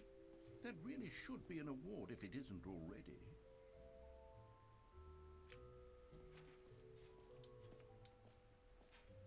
The button that says the name of the player that's playing the game. For the Stanley Parable 2, I asked myself, what do players really want? And of course, the first and most obvious answer is that they want to be individually recognized and validated as people. So with that in mind, my first addition to the game is this button which speaks the name of the person playing the game. Isn't that wonderful? Maybe. Jim. Sorry, I should have My name's clarified. not Jim. Right now, the button only says the name Jim. But of course, in the final game, this button will say your name, whatever name that is. Here, let's have you role-play as Jim to really simulate the full experience of this feature. Just play along. I promise you'll love it. Okay, here we go. Let's take a deep breath, clear your mind, forget whoever you are, and simply become a person named Jim. I want you to imagine yourself living as Jim. Jim. Whoa, hold on. I wasn't finished setting up the backstory. If you don't properly roleplay as Jim, then you'll never understand the impact of this button. Otherwise, it's just a stupid button that says somebody else's name. Okay, we're doing it again, and this time let me finish first. Now, allow yourself to become Jim. Imagine yourself driving to work as Jim, playing frisbee on the weekends as Jim, staying up all night for a popcorn and horror movie sleepover as Jim, developing a crippling substance addiction as Jim, rediscovering yourself through fringe religious groups as Jim, and finally dying a slow death at an old age, surrounded by members of your cult as Jim. Do you feel it in your soul? Are you really, truly Jim right now? If so, then please step forward and press the button. Okay, I'm Jim. Jim. Yes! You see? What a thrill! What a rush! That was you! The button described you! Do it again! Do it again! Jim. Oh, it hits even harder the He's second really excited time. about If this. this were the only new feature in the Stanley Parable 2, it would still be worth the money. Oh, I'm sure. Let's take a break from the Jim button. I'm too emotionally drained from all of this personal validation. Jim. Whoa there, cowboy. Sometimes a person can be too much, Jim. I'm putting the Jim button away. Otherwise, Oh. soon you'll start to lose all sense of who Jim. you actually are.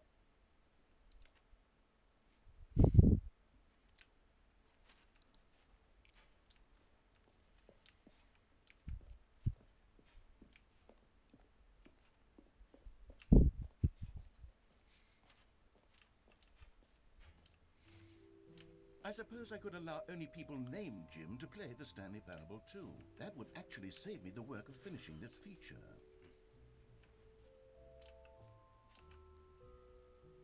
Whole new office. Red is the new orange. The new updated, ray-traced, more of the same but in a good way sequel. The baby's all grown up.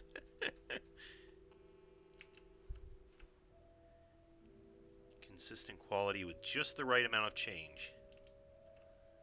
New features, new content, new ideas.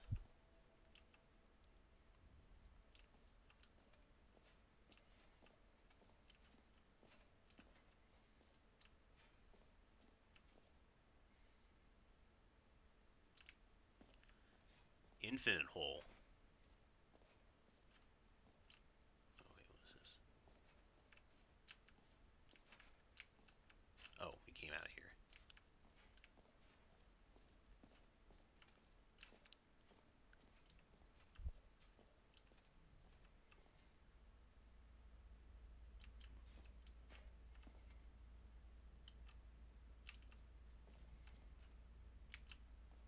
Yes. just keeps going. Stanley, here's an idea that I'm truly fond of. It's never been done before in a video game. This is, in fact, a hole that you can fall down forever. That's right. Infinite falling. You can fall until the end of time, if you like. A stunning leap forward for video games as a medium.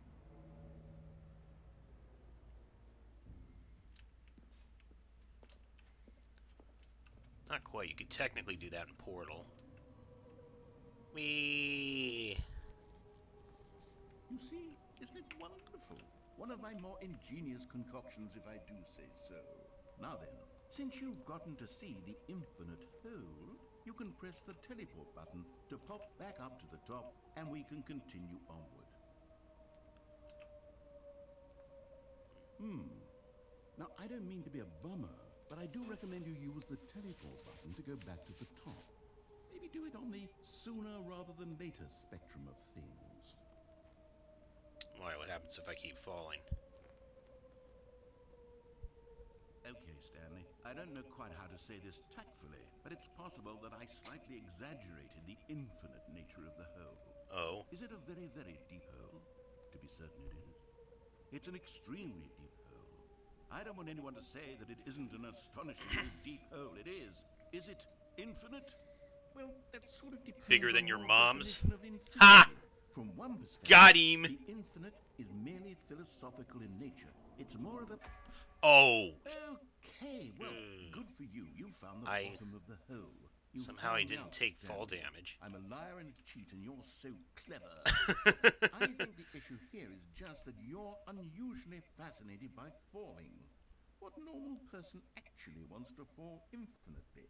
I figured the hole was as deep as anyone would actually need. Don't you put this on me. Maybe you're the problem. Look, things got a little heated there. I think we both said some things we didn't mean. Why don't we just put all this behind us and agree to just call the hole mostly infinite? If that works for you, then go ahead and press the teleport button to warp up to the top of the hole and we can move on. I'll just be up here when you're ready. Great. Now, I'm very excited to show you even more of my ideas for the sequel. Does he say anything if I jump down again? Oh, for heaven's sake. You see, I was right. The problem is you. The problem is that you like holes too much. Oh my!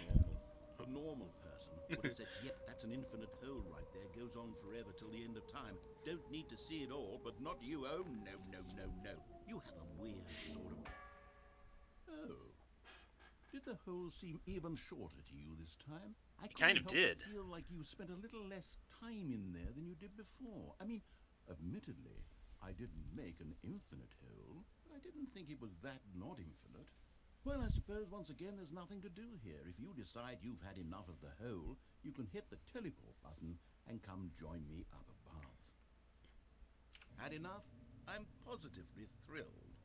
I really do have so much more to show you and to talk about, and I've had enough of the hole for a lifetime. Gosh, how could I have guessed? You're back in the hole. If this starts to become a thing with... Wow. Okay. Yes. I'm starting to become extremely certain that the hole is not only not infinite, but that it's growing steadily less and less infinite.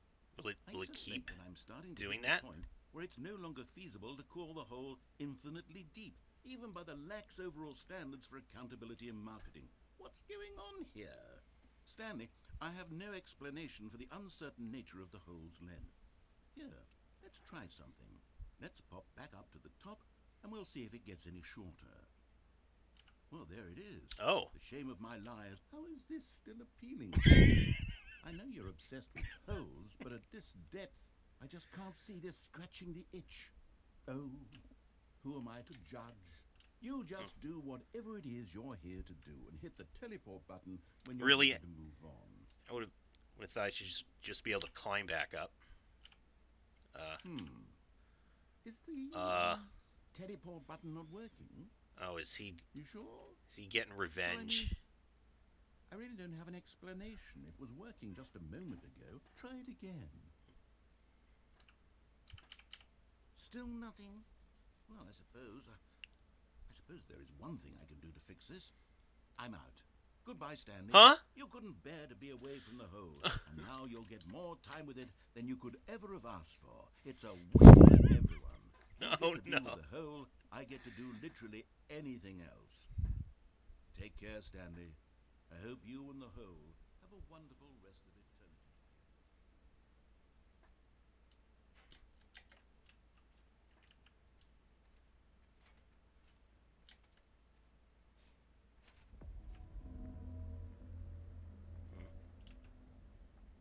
What was that?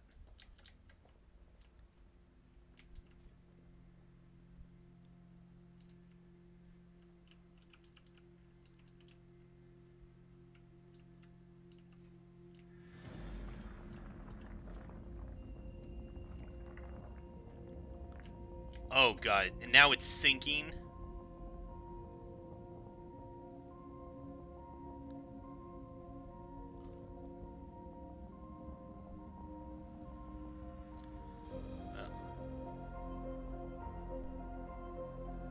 Shit, I pissed him off this time.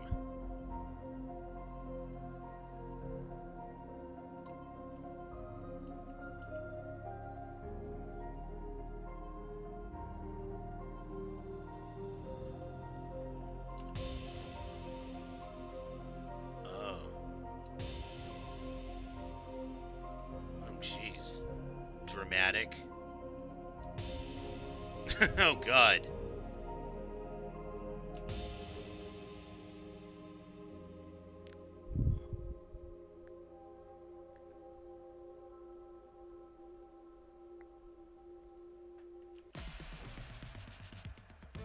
Oh, what the hell?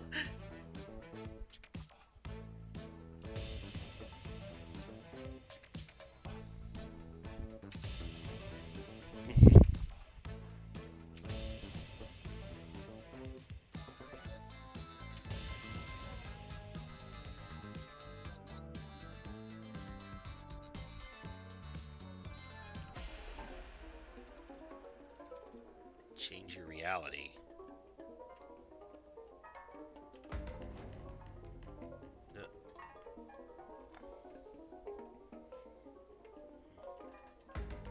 Oh god.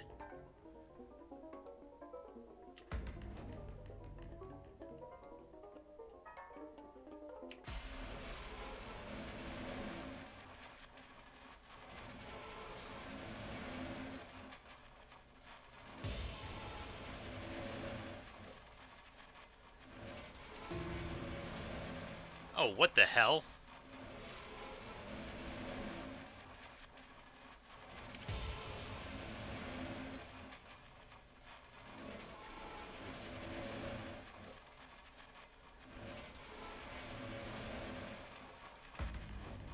What the hell?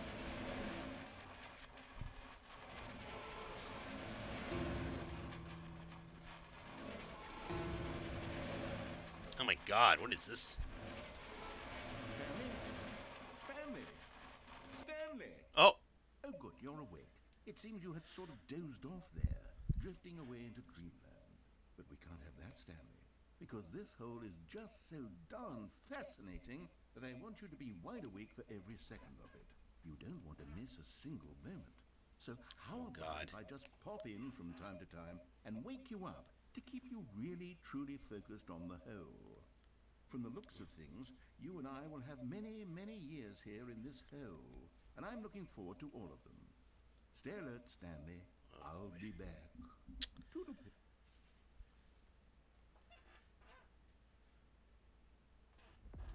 Okay, now he's... Oh, we're gonna... Are we gonna do this again? Okay.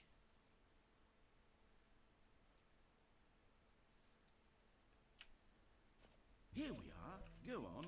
Try out some of the new features.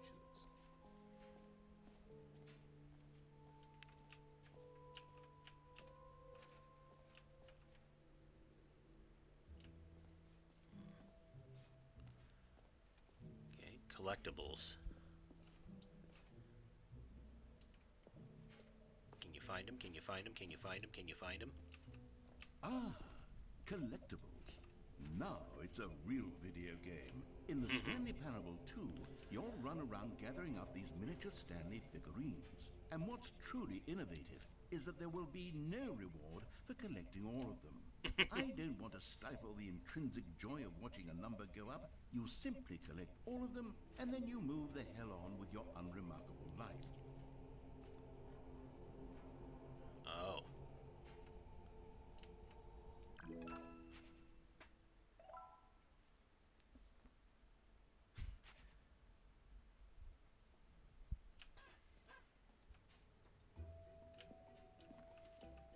God, it really is the worst when you collect everything in a video game and then they give you a big fancy reward for it. Absolutely tragic. Oh, did he change? Did he change that to mostly infinite?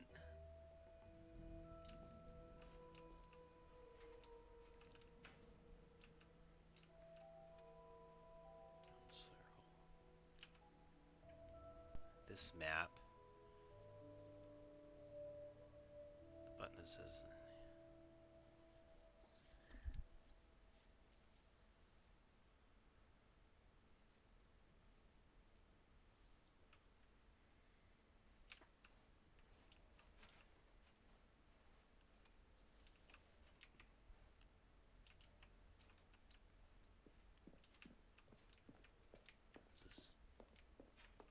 Is this just the way to the exit? All right. Have you seen everything you wanted to?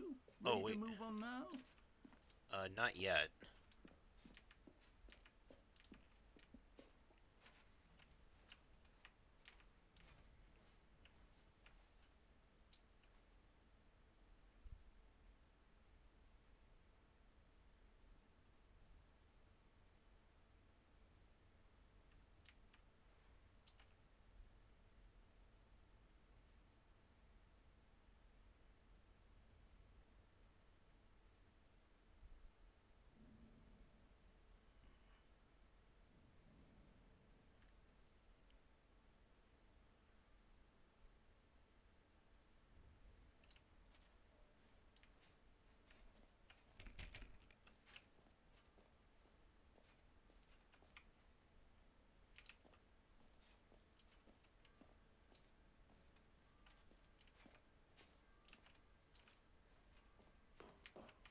An epilogue would be fun, wouldn't it, Stanley? Yes, it would go at the end of the, well, we'll figure that out later.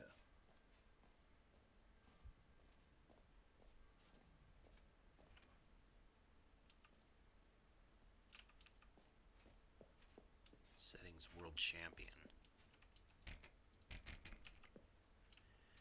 Okay, I think I have to actually get the achievement for that first. And actually, can I do that now?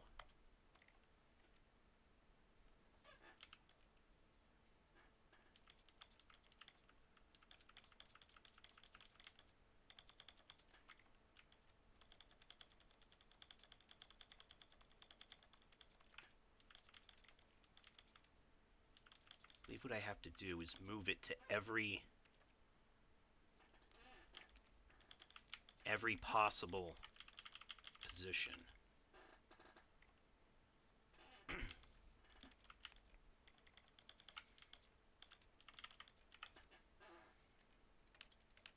I don't know if these count.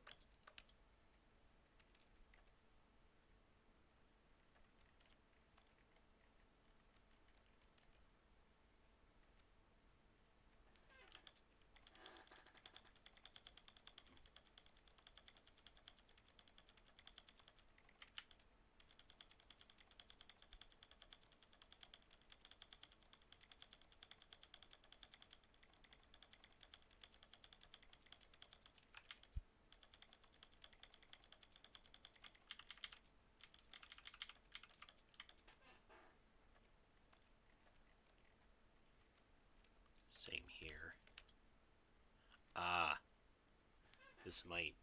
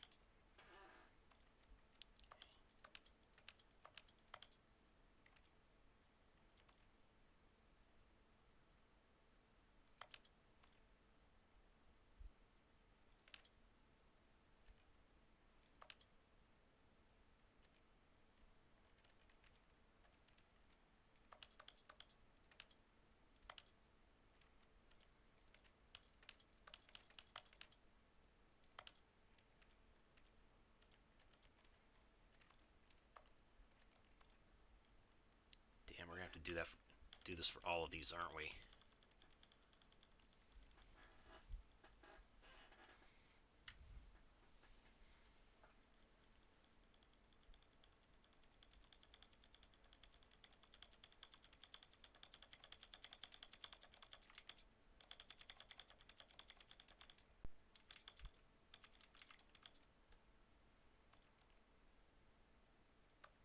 This is the story.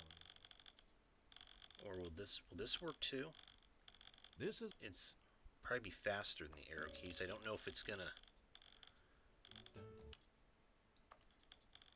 if it inadvertently skips over things.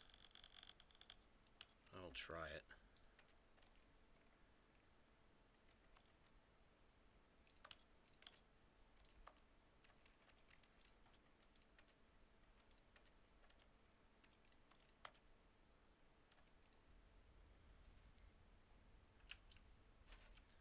Well, I did that and the achievement didn't drop. I might have to do that off screen.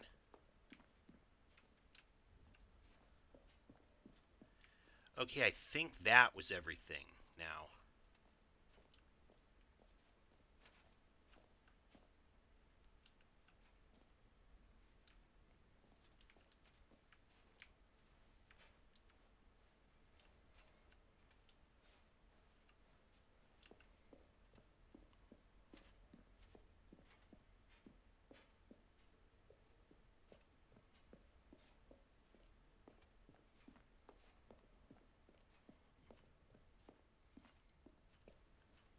What's with these bizarre pictures on the wall?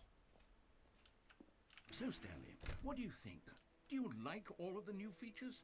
Yes, I know it's not exactly clear yet how exactly these features will come together as one single coherent video game, but I can feel it in my soul. It's going to work. There's definitely a good game in there somewhere. Say, let's do an experiment.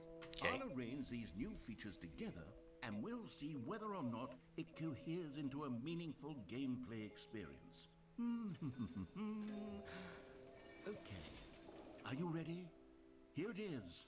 I give you the Stanley Parable 2.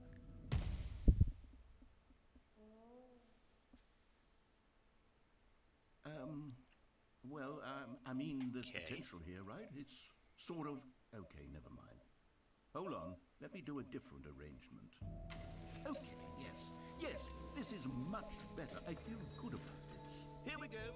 Version 2. Huh? Who am I kidding, Stanley? This isn't a coherent video game at all. It's a lot of gags. And I do very much enjoy creating gags, but they don't add up to anything. I wanted more than anything to create a sequel that would capture all the magic of the first game. I wanted fans to love it. No matter how good these gags are, they won't stand on their own. They would need the structure and the gameplay of the original. Wait, maybe True. that's it. I can take the original Stanley Parable and simply, well, insert a few of my new features into it. Tastefully, of course. With respect. With care for the vision and integrity of the original game. Would it possibly work? I suppose it could. But it would need a really, really tremendous title screen. A title screen that says with bold and uncompromising conviction, "This is the Stanley Parable 2. Let me see if I can whip something up. All right, Okay. perfect. Go ahead. Take a look.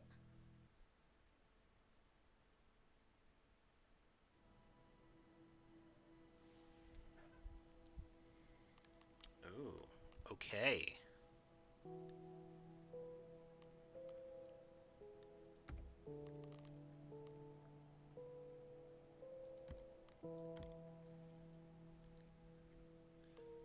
So we begin anew, then.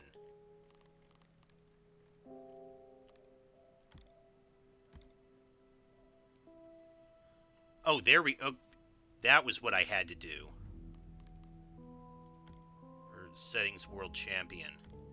I hope I'll be able to go back to that room. Alright, I think it auto-saves, so I... Yeah, because this is the... delete all save data and reset the game.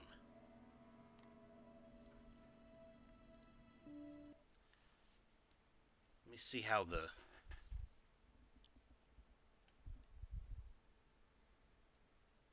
beginning starts. This is the story of a man named Stanley. Stanley worked for a company in a big building where he was employee number 427. The balloons are there. Employee number 427's job was simple. He sat at his desk in room 427 and he pushed buttons on a keyboard. Orders came to him through a monitor on his desk, telling him what buttons to push, how long to push them, and in what order. This is what employee 427 did every day of every month of every year. And although others might have considered it soul-rending, Stanley relished every moment that the orders came in, as though he had been made exactly for this job. And Stanley was happy. And then one day, something very peculiar happened.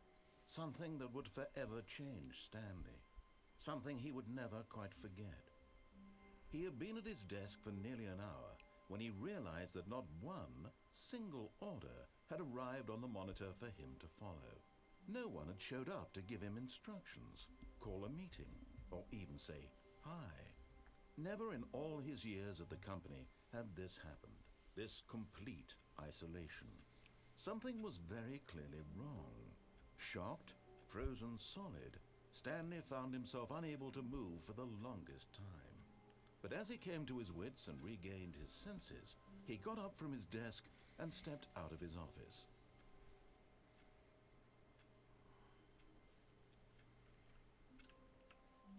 Okay, so I think... All of his co-workers were gone. What could it mean? Stanley decided to go to the meeting room. Perhaps he had simply missed a memo. So from the sound of things, it's going to be a very similar game but different in ways that we haven't quite seen yet. But I think what I'm actually going to do is, yeah, I think I'm going to call it a night, and then tomorrow then we will actually start the Stanley Parable 2. So with that,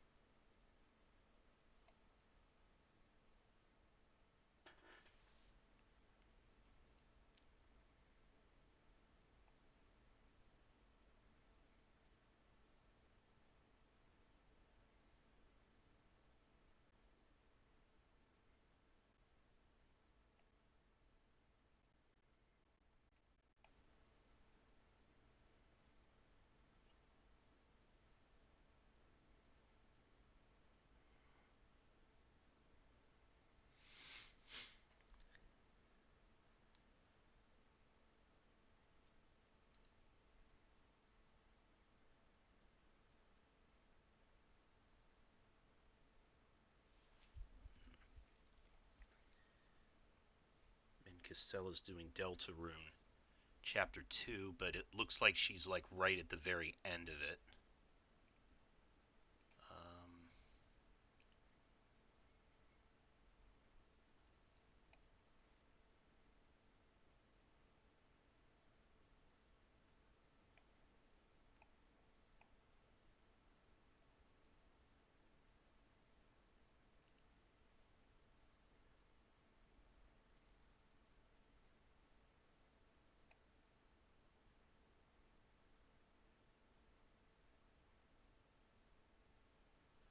Okay, haven't read Marooney in a while. She's doing Undead Syndrome 2, from the look of things. Alright, where's...